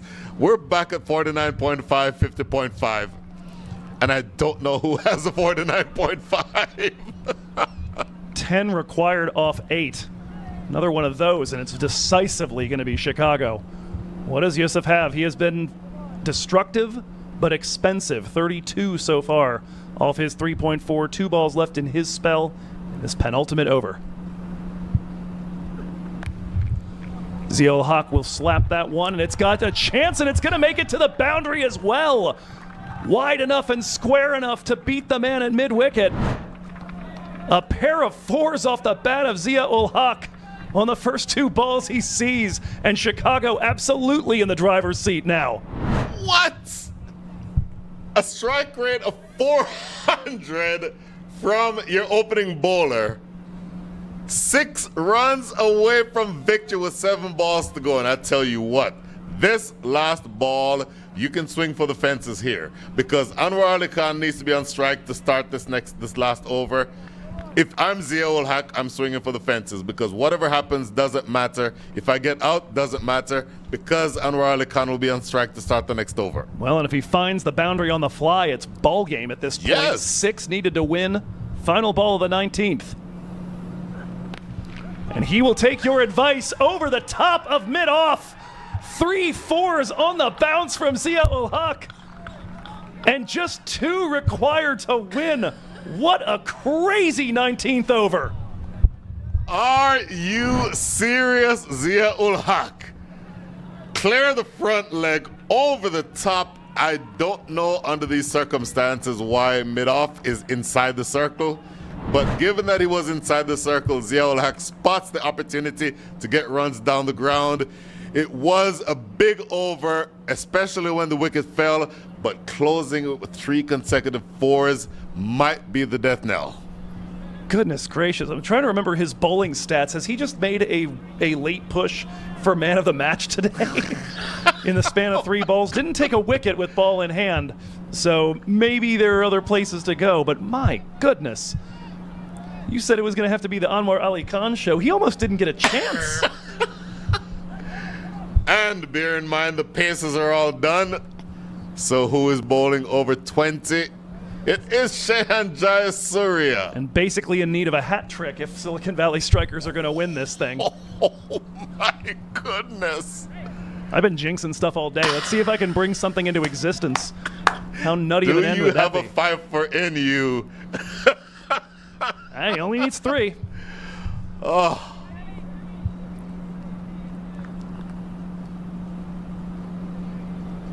Pacers bowled out. Here comes Shehan Jayasuriya with the first ball of the 20th. Could have been a wide shot along the ground. That beats the circle, and that is rolling to the boundary. Anwar Ali Khan with a 4. 4 consecutive fours after the dismissal of Hassan Khan. The body blow turns out to be anything but, and the Chicago Kingsmen win by 3 wickets with 5 balls remaining. Stunning stuff. Lower order hitting from the Chicago Kingsmen. You know that Hassan Khan, the Hamad Azams, and even the Anwar Ali Khans can score quickly. You did not expect much of these runs down the order to come from Zia ul Haq. But my goodness, that is stunning. It's a great chase. How about the effort from the Silicon Valley Strikers? They almost pulled this game out, but at the end, the Chicago Kingsmen take it by the margin of 3 wickets. Just a sterling performance from both sides. Back and forth we went. As we mentioned, until Hassan Khan finally got himself up and rolling, just one batter had cleared 20, even 15 runs. And that was Syed Saad Ali after the early dismissal of Faraz Ali and Ramiz Raja somewhat giving his wicket away within the power play. It was Saad Ali building partnerships left and right to keep that innings ticking along. He goes for 46 off 47. Hamad Azam, a brief cameo, a little bit of power on display before Zazai dismissed him. Hassan Khan showed us a bit of what he can do, hit the hardest ball of the day into the neighboring county en route to his 27 off 16. And just when we thought we knew how this was going to end as he left, surprise, surprise, 12 off 3, Zia ul Haq. Oh my goodness, the bowlers.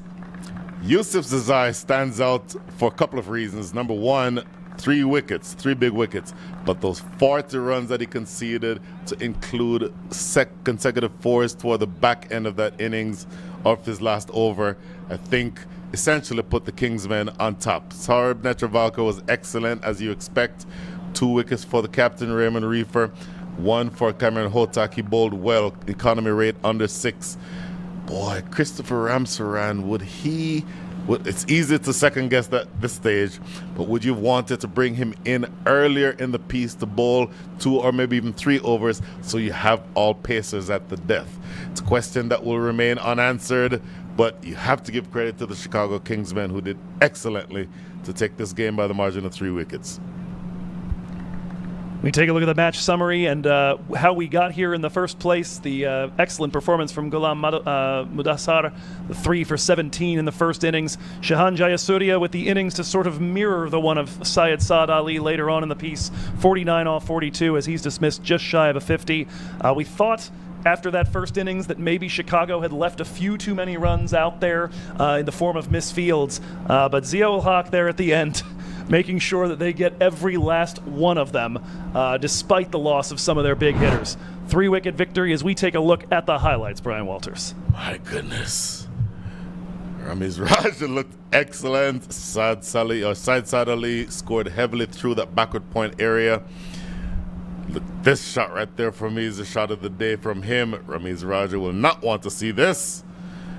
And that started a steady stream of wickets. You saw the effort from the bowlers that I think pulled the game very much back in the favor of the Silicon Valley team. But boy, the hitting down toward the back end of the innings did it all. That catch for me was the catch of the day. Dilpreet Singh Bajwa, excellent stuff. That flick into the seats at deep, long on, but this coming up here is the shot that Hamad Azam will not want to see again. And just for a second, you thought that they were going to get it. That shot from Hassan Khan really took you home. And then the flurry of runs toward the back end. This we thought was the end of the game with Hassan Khan being dismissed. But of all things, Zia-ul-Haq coming in and playing his best late order hitter impression. 3 straight fours to close out over number 19. And then that stroke there ends things. Anwar Ali Khan takes their team home. What a game. What a first day of the Super 8s here in Grand Prairie. Indeed, and so the Kingsmen and the Blazers, the 2 teams that won their divisions, come out on top today, and they will be facing off in our late game tomorrow here at 6 p.m. But before that, 1 p.m., these Strikers in battle with Kings 11 Dallas, and that one, for all intents and purposes, right away, an eliminator. Oh, effectively, yes. The Kings 11 Dallas, the home team, cannot afford to lose another game. They will know that their backs are against the wall, but it's when they play their best cricket. It is going to be I can't even say the word, interesting, exciting, scintillating day's worth of cricket tomorrow. Joe Hickey, it's been a pleasure. We will see you tomorrow. Good night, everybody, and good luck.